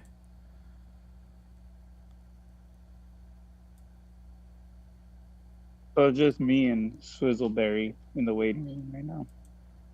Okay, I think they can hear you now. Yeah, it looks like you're coming through. What's up, SoCal? How you doing? Nothing much, man. Just hanging out, listening to the podcast. Hey, I appreciate that. So, I want to get your thoughts on the whole Cup situation. Then I'm going to ask you about like the tanking thing. But let's start with Cup. Where are you on him? Do you want to see him week 1 if he's ready to go? Do you want them to be cautious with this and hold him out? Where are you on Cup? I was just talking to Swizzleberry. I think they should just hold out to You think they should hold out? injuring him. Yeah, I'm with you there. I agree. I think, it's better safe than sorry, especially when you have an 18-week season, 17 games. And my question for you, follow-up question here. So they hold him out, right? Do the Rams win some games in this? Like, say they hold him out for a month. How many games do you think the Rams can win out of the next 4? Those games that you were talking about, they're all winnable because we have a lot of unproven talent, but I think they're really good, especially with the tight end room. Okay, so who do you think would be the main beneficiary from the Cooper Kupp? Say he's injured. Who would be the main beneficiary there? We'll go with 3 if that's okay, because I'm not sure how they'll use them, but it's gonna be Van Jefferson or Higbee or Tutu. Those are my top 3. Yeah. No, I definitely lean towards that. I think there are people getting a little too. I mean, I'm not gonna say too excited about Puka Nacua, but you don't want to put too much pressure on him. Where do you see Puka Nacua in all this? Do you think he gets some run, or do you think he's getting a little overhyped? No, he's definitely, like they said, the Robert Woods. He's like you said, he's a starter rookie. Like, that's a lot to be said for right there. Yeah, no, that's definitely a lot. Now with the coming up now with all the tanking talk, where are you on that? Because I see SoCal Ram 88 as your name. Are you in Southern California right now? Yeah, definitely. So I think it's tough because there are a lot of Rams fans that are in SoCal. There are a lot of Rams fans that love obviously University of Southern Cal, USC. There are a lot of Rams fans that really love Caleb Williams. And I think it's really tough right now because, you see this guy in your backyard and he's just tearing it up. And you clearly see that he's going to be something because guys like him just don't bust. Like, I mean, the ceiling is there, but also the floor is there where I feel like he could come in right away and he could be a winning quarterback in this league currently. But the issue is that you have like the Cardinals that clearly have shown out that they want to tank. And the Rams don't feel like they want to tank because if they did, they wouldn't be going out and trading for guys and, trying to find Kupp a specialist to get him ready for week 1 as soon as possible. So where are you on the whole tanking thing? Because I understand it's not as simple as like, yeah, I can just totally let the guy that plays for, USC Trojans right in our backyard. I can just totally be fine with him going to the Cardinals and having to watch him tear us up for 10, 12, 15 years. But at the same time, like, I don't know if the Rams are bad enough where tanking even makes sense. Where are you on that? Yeah, I don't think we're tanking definitely because they wouldn't have kept Stafford, Kupp, and Donald. Like you mentioned, we just have too much talent, and Arizona also has multiple first-round picks, so there's that alone. Yeah, and like you said earlier, this next year draft is going to be full of good quarterbacks, so there's no need. Like, I think Rams fans would rather have a winning season than a tanking season just to go out for somebody that may be good. We don't know that yet. So that's my take on stuff like that. Yeah, no, I absolutely agree with you. I'm glad to hear that. I think again, I don't try to act like I know what it's like to have somebody like that in your backyard, see that quarterback and be like, man, there's actually an outside shot that we could get him. and they might not even take it. But here's how I see it. I think that people are all for tanking because they haven't seen the Rams this year. Okay, we don't know how good they're going to be, and I think at the end of the day, they're going to be better than people realize. And when they win that first game in Seattle, I think it will kind of set the tone a little bit. Like, okay, this team isn't that bad, because you don't come out week one, win that game, and then, you tank. But at the same time, they win that game and say they lose to the Niners, they lose to the Bengals, and then they beat the Colts. They're 2-2, but there'll still be people like, they're not that great. They might as well. And so, I think it really just comes down to Caleb Williams being in California right now. If he was in Oklahoma still and didn't transfer, I don't think we're getting that same connection. I think there's a lot of sports media that talks about the business aspect of everything, business decisions, and not really football decisions. And it's not to say that Caleb wouldn't help you football-wise, but it's just to tank that season after last year. It'd be different, I'd say, SoCal, if they were really good last year. And the writing is kind of on the wall. This is the end of the era. Right. And they're just going to tank this season or whatever, and they really want Caleb Williams one bad year, and you reap the benefits for the next decade. But it's not that. They're coming off a 5-12 season. They got to get butts in the seats, and no one's going to go to the games if they know that they're trying to lose on purpose. Right. People forget too. We should have won that Seattle Seahawks game, and we also had a quarterback that didn't know he had a couple of days of knowing the game plan. So I think definitely we're taking that W this time around with Stafford and all the practice that he had in. He didn't even throw last year because of the elbow injury. So I'm not worried. I'm definitely not worried. Yeah, I'm not worried. I think that they beat Seattle. I think it'll be a close game, but I think they beat Seattle. I trust Sean McVay week one. I think the Bills game was different. I think they came out with a fire. I think the Rams early on getting hurt on the offensive line really screwed everything up. But the Rams aren't playing the Bills. The Rams aren't playing a Super Bowl contender. They're playing the Seahawks, who could make the playoffs, but are probably looking at being a fringe playoff team, if even. So, I think they win the game. Any final thoughts for you before I bring Swizzleberry on here? Yeah, just we got to keep a positive mindset. McVay wouldn't come back just to lose. There was talks about him retiring, and I don't think he's just gonna come back and lay down and let everybody walk all over the Rams again. That's just not his forte. He seems like he's gonna try to make a run for the playoffs. I absolutely agree with you. I just don't think if they sat down Sean McVay and said this is the plan, I don't think he would have agreed to it. I think he would have gone to TV. And at the very least, I think if McVay was back, I think they would have probably had a placeholder head coach come in and endure that season and kind of be the sacrificial lamb of the tanking season. They go out and get Caleb Williams, and then Sean McVay comes back the next year.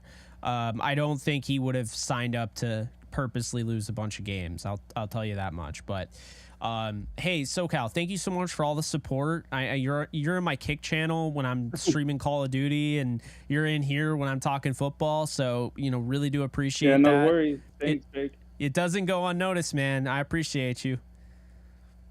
All right, thank you guys, and talk to you guys soon. Thank you. Sounds like a plan. Take it easy. All right, so that was SoCal Ram 88, and this is Swizzleberry, who's also been incredibly supportive over on my Kick channel, YouTube, and now joins the show. How you doing, man? I'm doing good, Jake. How are you? I'm good. Can't complain. So I'm glad we're able to finally chat. Obviously, I talked to you over Kick, but it's a little different. Now I get to, put a voice to the name, but right. Yeah. What are you thinking about the whole Cooper Kupp situation? I might be one of the few people, but I'm not concerned at all. I'm with primarily because he's going to see a specialist to make sure. I mean, reality is I think players should do that anyway for their long-term health. I agree. And that's just approaching an injury with a kind of the correct mindset is, hey, how do you make sure that you have the correct recovery? Because as much as we want to say, oh, let's get him back in, then he gets a worse injury and he's out for the year or out for 2 years. And then now he has to deal with that injury for the rest of his life. That's bad for his quality of life. Like you see with Andrew Whitworth, he wants to play with his kids now and enjoy that part of the stage of life. There's more to than just football. Like you just got to make sure that you get out of the league as well in good health. And that's absolutely agree. And I think people hear specialists and they think back to like Barrett Jones and Brandon Cooks and David Edwards last year with the concussions. And it's like, I just didn't get that vibe. Like to your point, like I think this is more precaution. I think they want to know the root of the problem. If someone gets a hamstring pull, you can be diligent and try to find out the cause of it and make sure it's not something else where it's a back injury that kind of flared this up or whatnot. Yep. Or you could just sit on your hands and not do anything. And then when this hamstring lingers in 2023, when you have all this, all these medical advancements and, stuff that probably would have helped Isaac Bruce out back in the 90s, you could sit there and do nothing. And it's like you're wasting what you have around you. So I'm all for getting those resources and just making the most informed decision because it's not simple. I see way too much like, oh, well, if they don't have Kupp, they're going 0-4. That's not necessarily true. And so I want to ask you about the receiver room because I'm high on the receiver room. I believe that Van Jefferson had a freak season last year. I mean, he barely got a chance to play towards the end of the year. But we found out that he was playing in the Super Bowl injured, and that's why, he was acting a little different and didn't go up and try to high point that ball over Jesse Bates. And he played the end of the season, half the end of the season injured. So I believe in him, and I believe in Tutu Atwell, and I believe in, guys like Skoranek and, Puka, I don't know, right? Like he's a rookie, but I believe in Higbee and Kyron Williams. I'm feeling good about out of the backfield and Cam, but where are you on like how this offense moves forward without Cooper Kupp? I think without Cooper Kupp, we're going to see a lot of it because we've experienced football without Cooper Kupp before. Yes. He's been injured before, and how it changes. Other people get involved. Sean McVay's not. He knows how to get other people involved and be able to utilize them. And I think one of the things that's really nice about it is I think it's going to force McVay to focus on the run game and not ignore the run game. And allow it to open up everyone else. And that's the part that when you have Cooper Kupp and Matt Stafford, like you almost want to just say, screw it, it's Madden. Let's throw every play. And just let it go. But I really think, especially with the backfield that we have, and our linemen are big. I think this is the biggest time we've had guys who are severely above 300 pounds on the line that we've had in a long time. Like you got guys who are 330, 320, and they're going to be able to move people to be able to open up space for the running game. And even if we have to go down to, say, Cam Akers and Kyron Williams isn't doing well, I'd feel confident in Ronnie Rivers running the ball with the way he performed in the preseason. I'm definitely of that agreement as well. I think that's the thing is that I think they're loaded at running back. And I got in trouble for saying loaded on Twitter, and people are like, how could you think that this secondary is loaded? And I'm like, they didn't need, and by loaded, it's not, we have Jalen Ramsey, we have DeAndre Hopkins, loaded is like, they didn't need, somebody like Duke Shelley.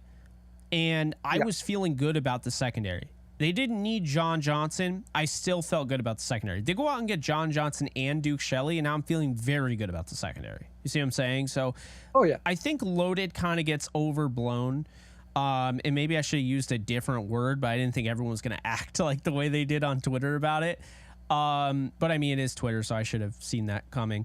Now, with the tanking situation, okay, I want to ask you because, everyone's talking about tanking for Caleb Williams and acting like, well, and I hear the preface is like, this quarterback class is so good, you're not going to tank for it. I'm like, Do you realize what you're saying right now? You're saying this quarterback class is so deep, and you're saying that I need to lose on purpose so I can get the number one quarterback in a class that's that deep. It's like, aren't you kind of contradicting your point there? You know? So I don't know. I'm watching, Shedeur Sanders. I'm watching Jordan Travis. I'm watching Joe Milton. And there's plenty of other guys, and I'm like, I don't think they need to tank. And I know they're not going to. I've already talked to people within the organization who laugh about that. They're not tanking. So where are you on that whole situation? So that's something interesting, because I don't watch college football, which is, so I know a few people's names, but that's just out of my ball game. Like, so it's funny when you mentioned, like, okay, hey, what's it like when someone's in Southern California and you see Caleb Williams in their backyard? Is like, I mean, I'm 30 minutes from the Coliseum, but I don't know what's going on down there. I don't blame you. College football is kind of all over the place.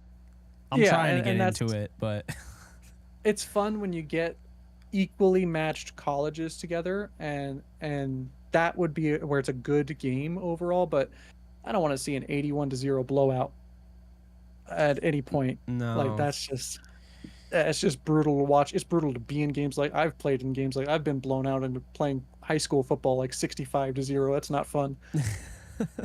So, but as far as tanking, I don't like tanking if you want to look at it on a business side, because the Rams still need to build a fan base. As much as people want to say they might have a fan base or anything like that, in LA, we get overflowed with away team fans in SoFi Stadium. It is utterly ridiculous. That, at the end of the day, like, is going to take possibly decades to fix. And if you tank, you will be the next Clippers of the 90s. I absolutely agree. And oh, sorry. Yeah. No, go ahead. Well, I was just thinking, like, so they won the Super Bowl. They've been in 2 since they've been in LA. And that's still not enough for people who are saying that they just want them to lose on purpose. So, I mean, you look at the Lakers, and it's like, people weren't even saying that about the Lakers. It's like, people are rooting for the Lakers when Robert Sacre is their freaking center, they're watching every game. I'm watching, Yankees fans. Okay. And it's like, obviously tanking in baseball does nothing. Like the MLB draft, it very rarely matters. I mean, you get an Adley Rutschman here and there, Bryce Harper. Those guys don't come out every year, though, So the MLB draft means nothing, but it's like Yankees fans, like, they get upset when, like, the season's over as soon as they drop below 500, and because that never happens, right? So it's weird to me.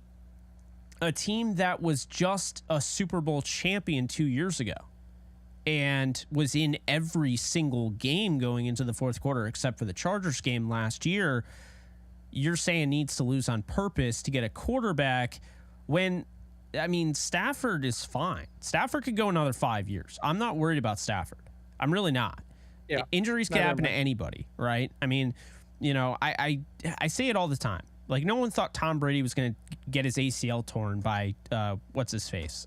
It's just like there's way too much of like, oh, well, Stafford this, Stafford that. And I'm like, I think people often forget Stafford wasn't part of the Ben Roethlisberger, Eli Manning draft. And he was actually drafted a year before Sam Bradford. Yep. And I just think also it doesn't help that Sam Bradford's now out of the league and has been out of the league for 3 years. So I think people think he's older than he really is.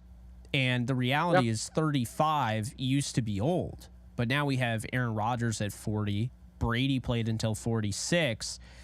It's not old anymore. Like, these guys are still going to go after it. And the Rams did right by Stafford, I think, going out and getting a backup who you can develop in the background, but doesn't necessarily push Stafford to the point where he feels like he's not valued in Stetson Bennett. But I think next year, if you're picking in the first round and you have a top 15, top 20 pick, you don't need to tank. But like, if, Dion Sanders kid or some of these other guys that you probably don't even know about are available and they're what's best for the organization moving forward, then yeah, I think you draft a quarterback. but I don't think that you should waste a season of Aaron Donald paying him $30 million for a year, waste a season of Cooper Kupp and Matthew Stafford to secure the quarterback that you want. And I just think that's where there's a disconnect for me. But I just don't get it, because this team has already been in 2 Super Bowls and has won one under this coach since he's been in LA. And he hasn't even been in LA the whole time the Rams have been in LA. There was a year before that. So you've already seen how bad it can get. So, like, why would you, coming off a 5-12 season, want that again? I don't know. Yeah, I mean, all last year, the whole time I'm sitting there thinking is like, man, I have gone through the ringer during the St. Louis days. I don't want to do this again. Yeah. It's just heartbreak after heartbreak after heartbreak all that season. And you'll lose fans overall trying to tank, and it's not a good look overall. Like I put in the chat, is like, it is a slap in the face to the fans. Like, absolutely, people are paying hundreds of dollars to come see you intentionally lose. Yeah, and that would never makes no fly. sense. Like, Sean McVay would be done. Like, he'd be like, I'm not handling it. He might not even, and like when I say like, oh, maybe they would do something where like Sean McVay, there's like a sacrificial lamb type of coach that takes over and they lose on purpose and then McVay comes back the next year. I don't even think that would happen. I don't think Sean McVay would sign off on purposely losing with or without it. Like, I think he'd be done. So, I mean, I don't care. Like, this is why I think these talking heads in the mainstream, when they're like, oh, yeah, like, this is a business decision, they always look at, like, the business aspect of it, but it's like you got to look at, like, the actual football aspect of it. Like, you're telling a bunch of these guys, we're always talking about how dangerous the sport is. We're always talking about CTE. We're always talking about injuries. We're always talking about players not getting paid enough. And now you're telling me those same players that you're advocating don't get paid enough, those same players that you're saying are put in harm's way and are put, in position to get CTE, those same players that don't get paid enough, you are literally throwing them out there and saying, yeah, don't try. We're going to lose on purpose. I just don't buy into that. I don't. Yeah. I mean, you'll have multiple players asking for a trade or asking to be released. There's no reason for that. Because then the other thing, too, is players want to win. Players want to be in playoffs because that helps their stock for their next contract. Yeah. For them, it's a business decision to compete and win every single game. And if they're not doing that, it could cost them millions. Could not even be the star player, but if you're someone who is a role player, comes in on rotations, it could be the difference of you getting that extra deal to play another 2 years, stack more of your pension. That means a lot, and that sets up the rest of your life, because realistically, if you have a career in the NFL, you're trying to set it up so that you don't have to work again. Yeah. Obviously, you might be able to do something else and be able to do that, but the goal out of it is to leave with enough money and with enough in the pension where you don't have to do that anymore and you can survive and live a good life. Yeah. I don't see anyone sacrificing that. Exactly. And no one's sacrificing that. No one's going to war on the football field and then, deciding halfway through, I don't know about this. I think I'm just going to just half-ass this. Like, no one's doing that. Yeah. And that's when you get hurt. When you start half-assing things, like that's, like I talk about it with my dad all the time. He played football as well. And like him and I always say, it's like, yeah, when you go half speed, that's when you get injured. Yeah. Like, you need to be putting it in there. Otherwise, you're going to be the one that gets hit at the wrong angle. Your foot's not placed correctly. And then everything gets tweaked in the wrong direction, and it's just ugly. So I wanted to throw something your way if you didn't see it earlier, because I don't know when you joined, but because we've been live for almost 2 hours. But I wanted to throw this out there because I was mentioning it earlier, and I kind of went into detail about, I think Chase Young to the Rams is possible. I heard, Brian Burns, and I know he's not, the contract negotiations aren't going that well. I think Brian Burns, if you want my honest opinion, isn't going to sign a deal until Bosa does. So I don't think it's anything that, the Panthers aren't doing. I think he's just non-committal because he wants to get what Bosa gets or more. That's just the way these things work. And so I look at Chase Young as he becomes available because they didn't pick up his 5th-year option. This team, I think, will be interesting. I don't think they are a Super Bowl contender. And when you already are planning on paying guys like, Montez Sweat and, Daron Payne and, Jonathan Allen, it's like, where does Chase Young fit in all this? He's been hurt a lot. You can't justify getting a 1st-round pick for that, right? Because you already said he's not valuable enough for you to get a 5th-year option. And then people say, well, if he has a really good year, they'll franchise tag him. And I'm like, no, they won't, because that's a net negative. You can't franchise tag somebody that you declined their 5th-year option for, because the 5th-year option would have been way cheaper. So basically what I'm getting at is I think he's 100% available. And I don't know if that, comes to fruition on, when. I think it's probably a deadline move.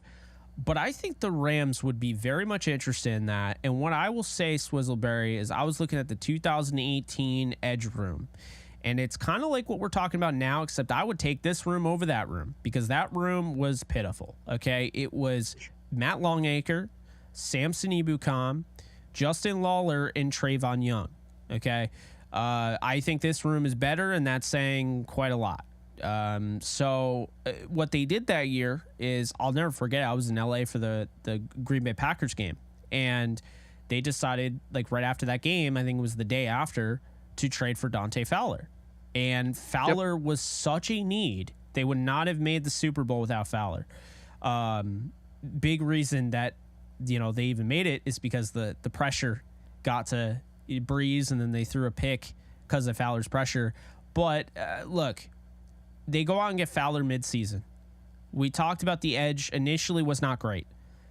Is that not what we're looking at right now? I mean, the difference is that team was NFL, they were Super Bowl primed, or they were focusing on winning it all. But this team, we don't really know where they're at. I think they're trying to win with what they have, with limited resources. The only way they're going to be able to make their team better is not signing. They're going to have to trade for somebody, and they're going to have to do one of those deals similar to Von Miller, where, hey, they didn't have a lot of money, and they said, Broncos, we'll give you a 2nd and a 3rd, but you have to take on most of Von Miller's deals so we can afford it. And they're like, all right. So I don't think that they would have to give up a 1st, but a 2nd, a 3rd, and a 4th for Chase Young. I know the injuries are a concern, but where are you on that? Do you think that's something that's possible, or do you think there's something else that's possible? I think it's only possible if we're at least 3-3 by week 6. Mm-hmm. Which I think is very likely.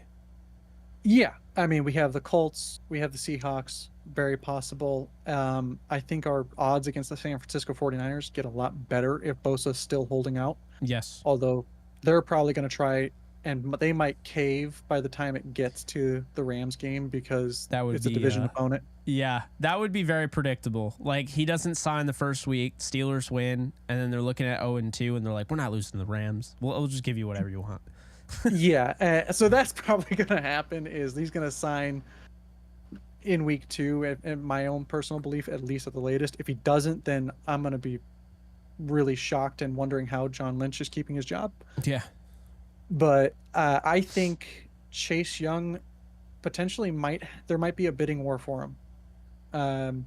Because I don't think Brian Burns I don't think the Panthers are going to even want to entertain deals that aren't utterly ridiculous. Yeah.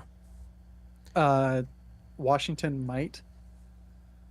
It's just, I feel like we're going to have other teams that are also going for it as well. Like, you have Vikings will probably be going for it. The Lions are probably going to be going for them. Vikings, I mean, you have Kwesi, I forget his last name, Adolfo Mensa.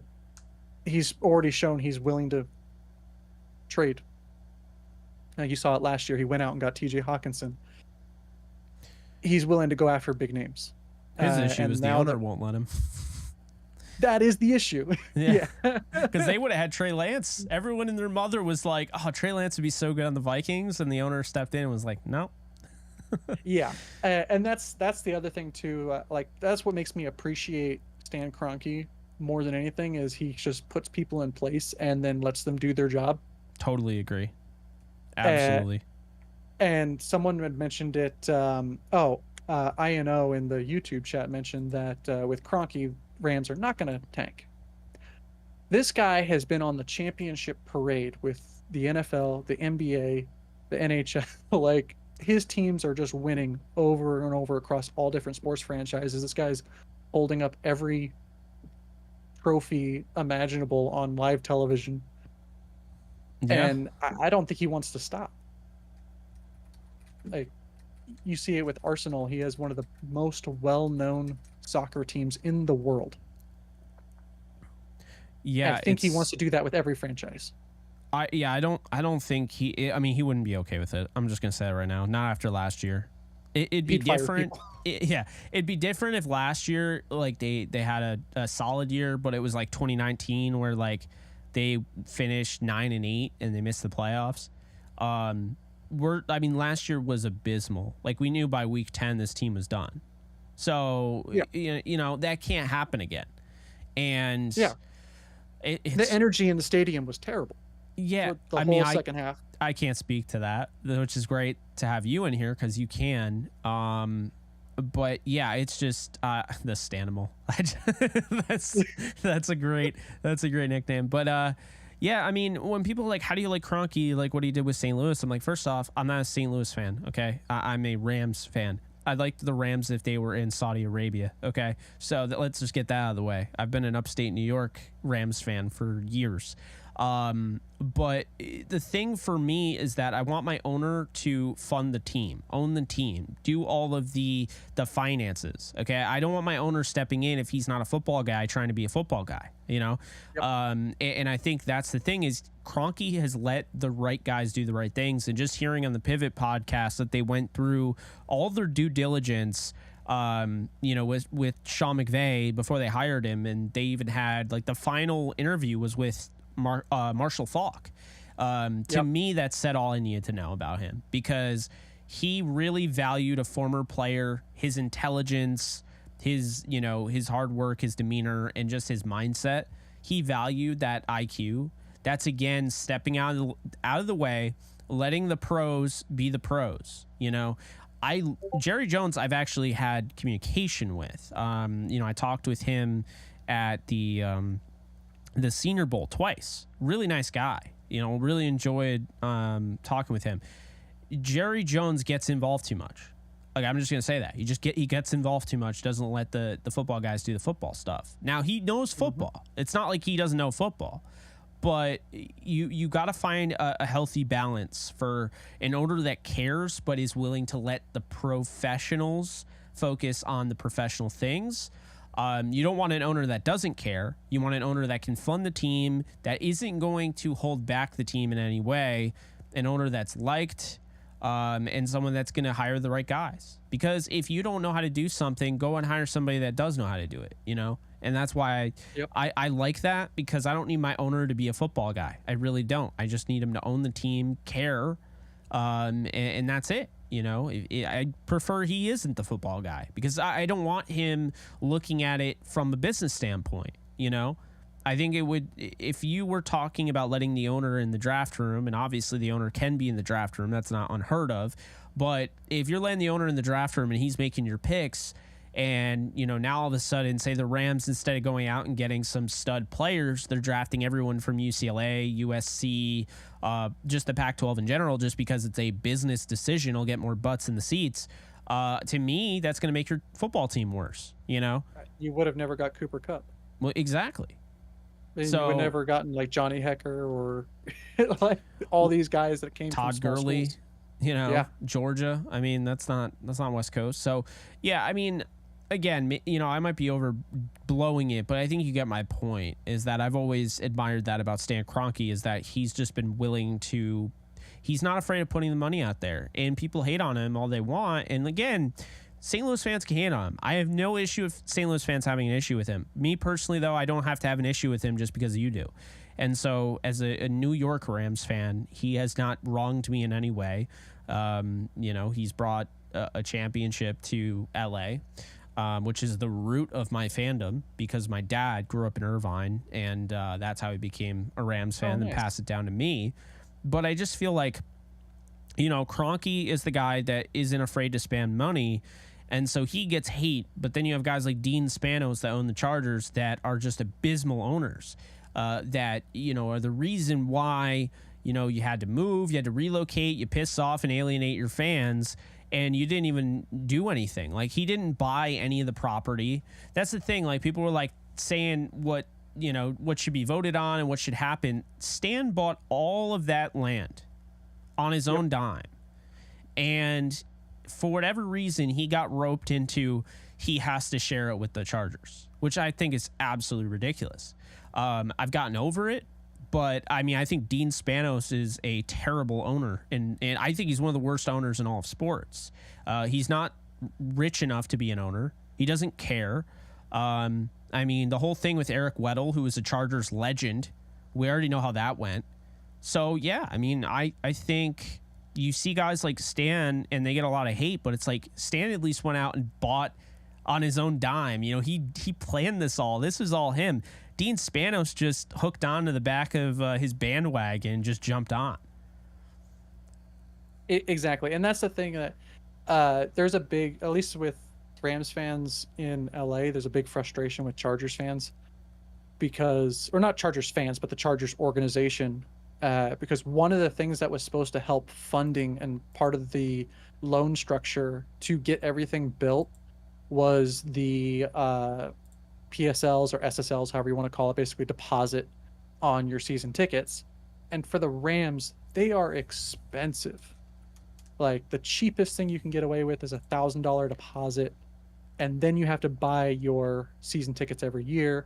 Like, on my seats, they're $5,000 each, and I'm not in an incredible section. The season tickets, thankfully, are a lot cheaper than something like that. But we have even up to like the VIP section where they're $100,000 a seat, and people are paying it.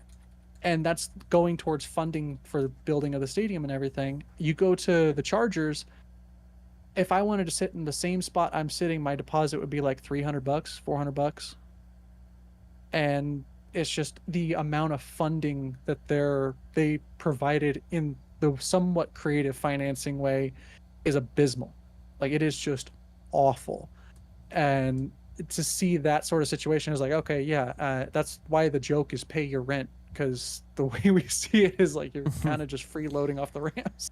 Yeah, I mean, Spanos is literally the guy that everyone's like, oh, he's such a nice guy. So, like, they just, like, you know, they just gave him the keys to the castle, essentially. But it's like, I mean, let's be honest here, okay?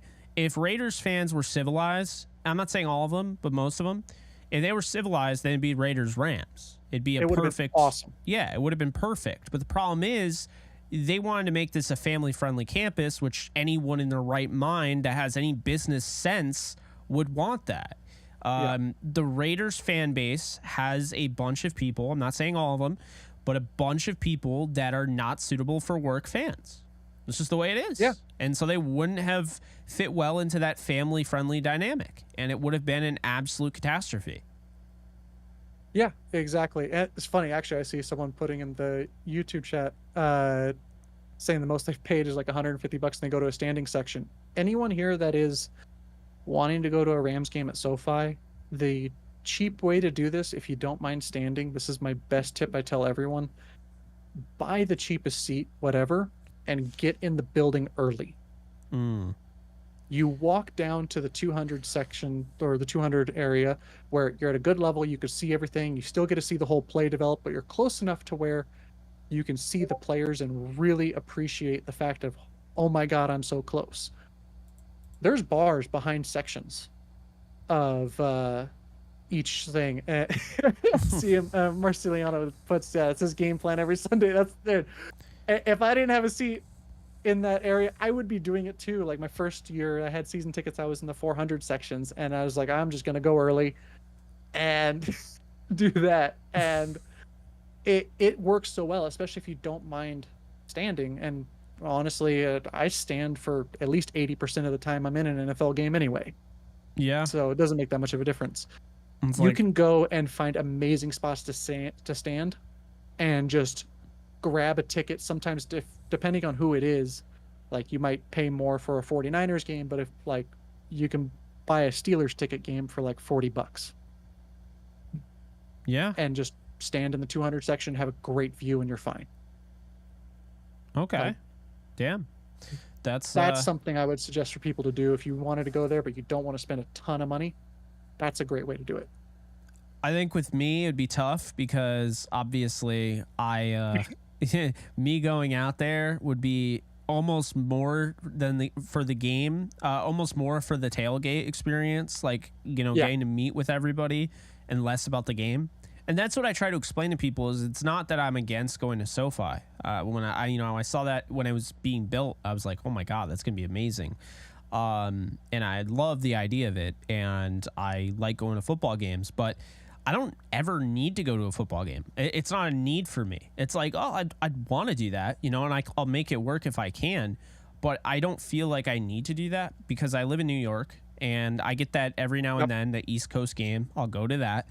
But I think when people are like, hey, you know, are you going to come to SoFi? Just know one of the main reasons why I feel compelled, like why I really do want to go to SoFi is less about the game and more about meeting everybody. You know what I mean?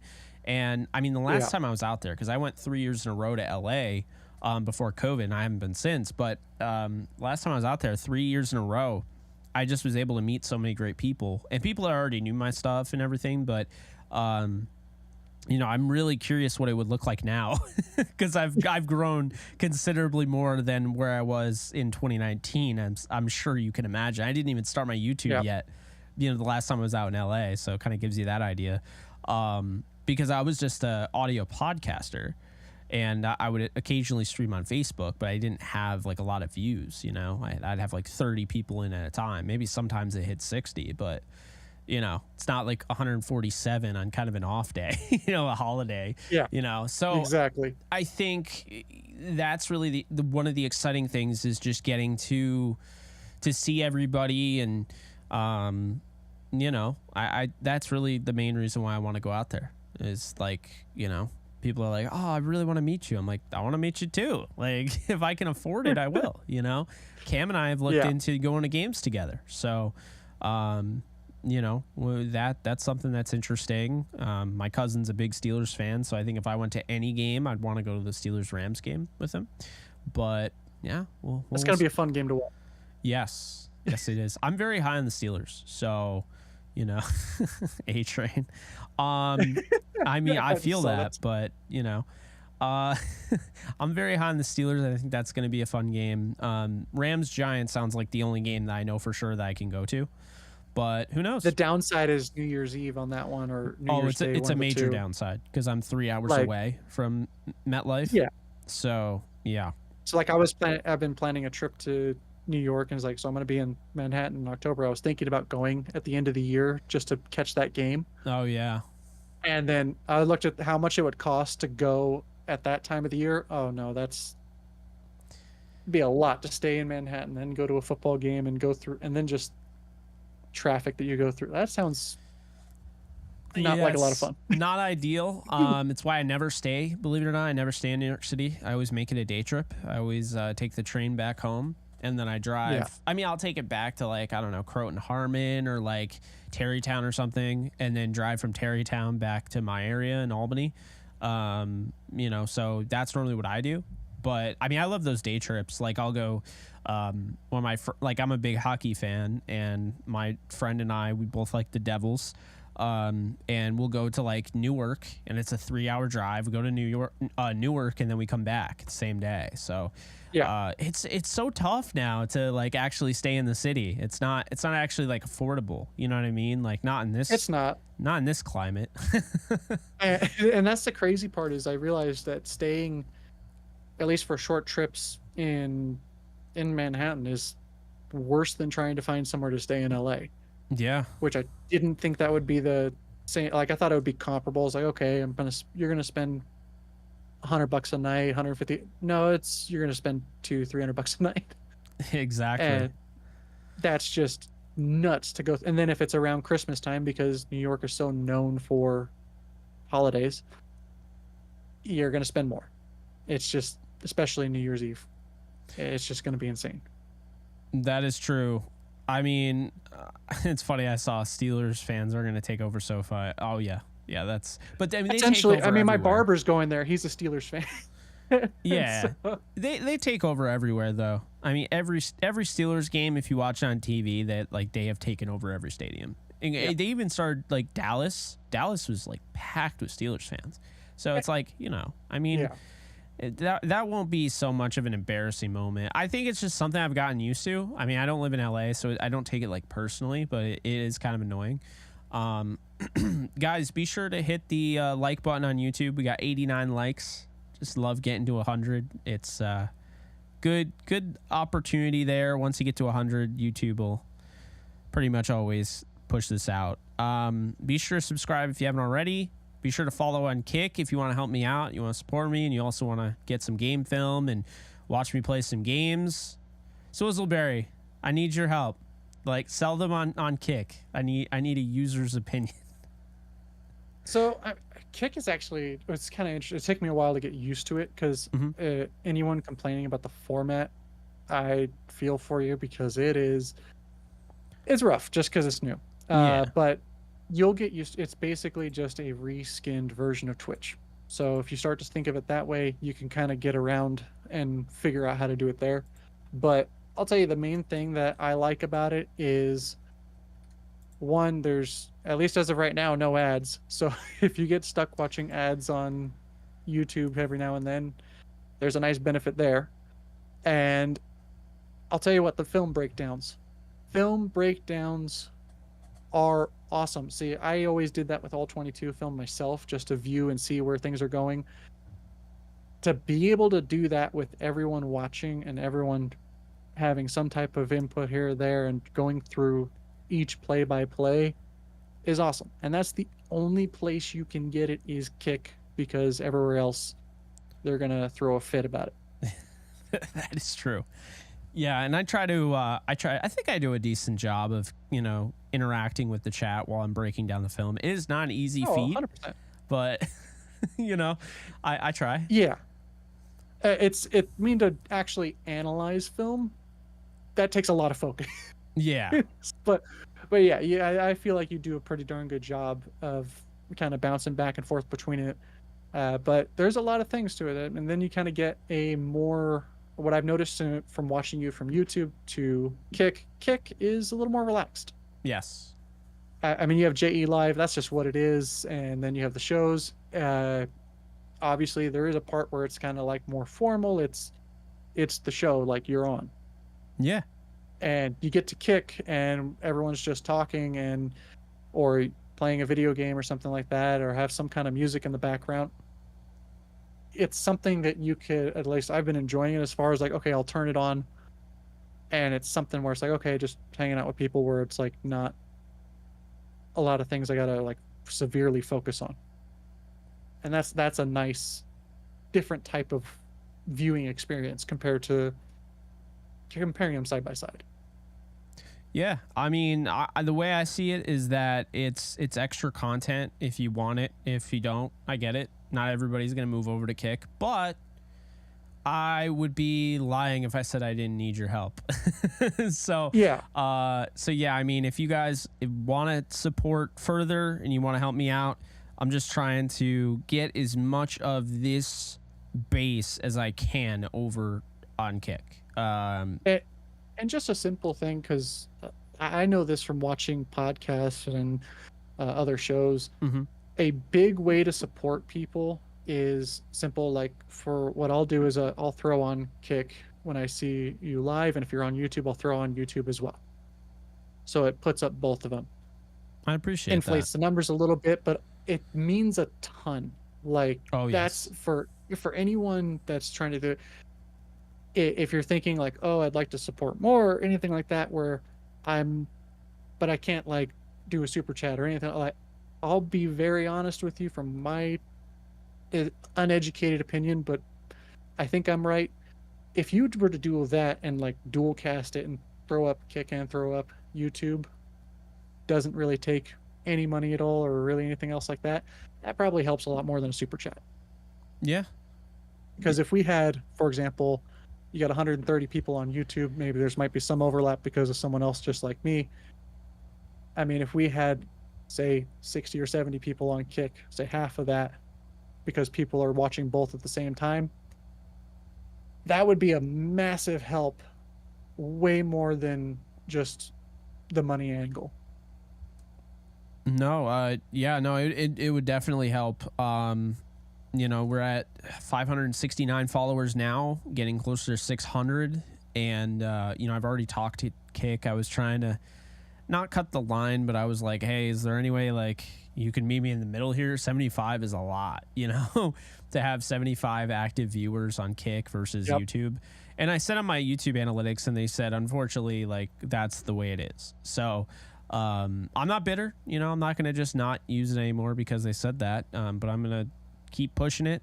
We'll be doing giveaways all throughout the year. And, guys, don't forget, watch party on Thursday. So we'll be doing that as well. And, you know, I think at the end of the day, I just want to be able to grow on both platforms. That's my goal here. And, you know, I think the more and more I put out content on Kick and YouTube, I think I'll be able to successfully do that. I think Kick is almost a bigger opportunity because YouTube, while I continue to grow, there's Mr. Beast and so forth. Like, there are people killing it. There's not a ton of like major Kick creators. So and there's no one doing what I'm doing right now with gaming and football and all that. So I think there's a huge opportunity here, especially with the creator incentive program, which is coming out soon, where they're going to pay monthly. So that's why I'm focusing so much on Kick. And I've had people like, hey, you should also stream on Twitch. I will not touch Twitch with a 10-foot pole. I don't like that they don't pay creators what they deserve, and they ban any creator that tries to simulcast. So not for me. It's basically Amazon, and they are notorious for not wanting to pay anyone for anything, but wanting to get everything for it. Yeah. What do you mean you're not giving us 110%? Well, you're paying me 50. Like, you're getting half of what I'm making, and I'm staying up for 6 hours streaming. Explain that to me. Which is why when I found out the split for Kick is like, okay, I'll do the gifting subs and all that stuff there because I know you're going to get, like, I mean, granted, if I wanted to get all of it, I could just Venmo you or something, but yeah, but I mean, that small cut out of it's very, very minor, and to help grow this area could potentially grow into more down the road was my idea. Yeah, I mean, 95%, like 95-5 split is just absolutely, it's beyond fair. Like, I'm fine. I mean, 70-30 on YouTube isn't bad. 50-50 is asinine. So 50-50 is like just asinine. You're providing a website for people to stream on. You're not actually putting in any of the work. Yeah.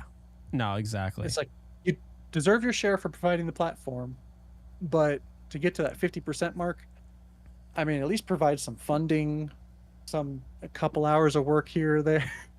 Like, there's got to be some type of work there. Oh yeah. No, absolutely. You know, I think it's important. I think just to keep, you know, growing and grow on different platforms. I'm trying to repurpose my short form content, post that on, you know, whatever the hell it's called, TikTok and Instagram and so forth.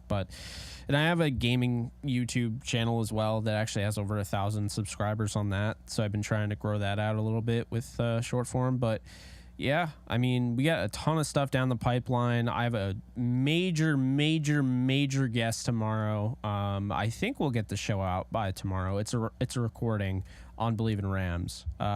So major guest. Very, very big guest. We're very excited about it. And yeah, lots to still do. Thursday is going to be fun. Watch party. Hope to see you guys there. Jared Goff versus Patrick Mahomes V2. The last time we saw that, 54-51, the Rams won. But yeah, you know, do you have anything that you want to, you know, throw out there to any final thoughts, Swizzleberry? I appreciate you coming on, as well as SoCal. Yeah, I mean, not too much. I mean, at least for the Jared Goff versus Patrick Mahomes game, that was probably the only 50-something to 50-something game where I would say it was actually good defense. Yeah. So that was I remember both defenses got 2 scores each on that game. That was crazy.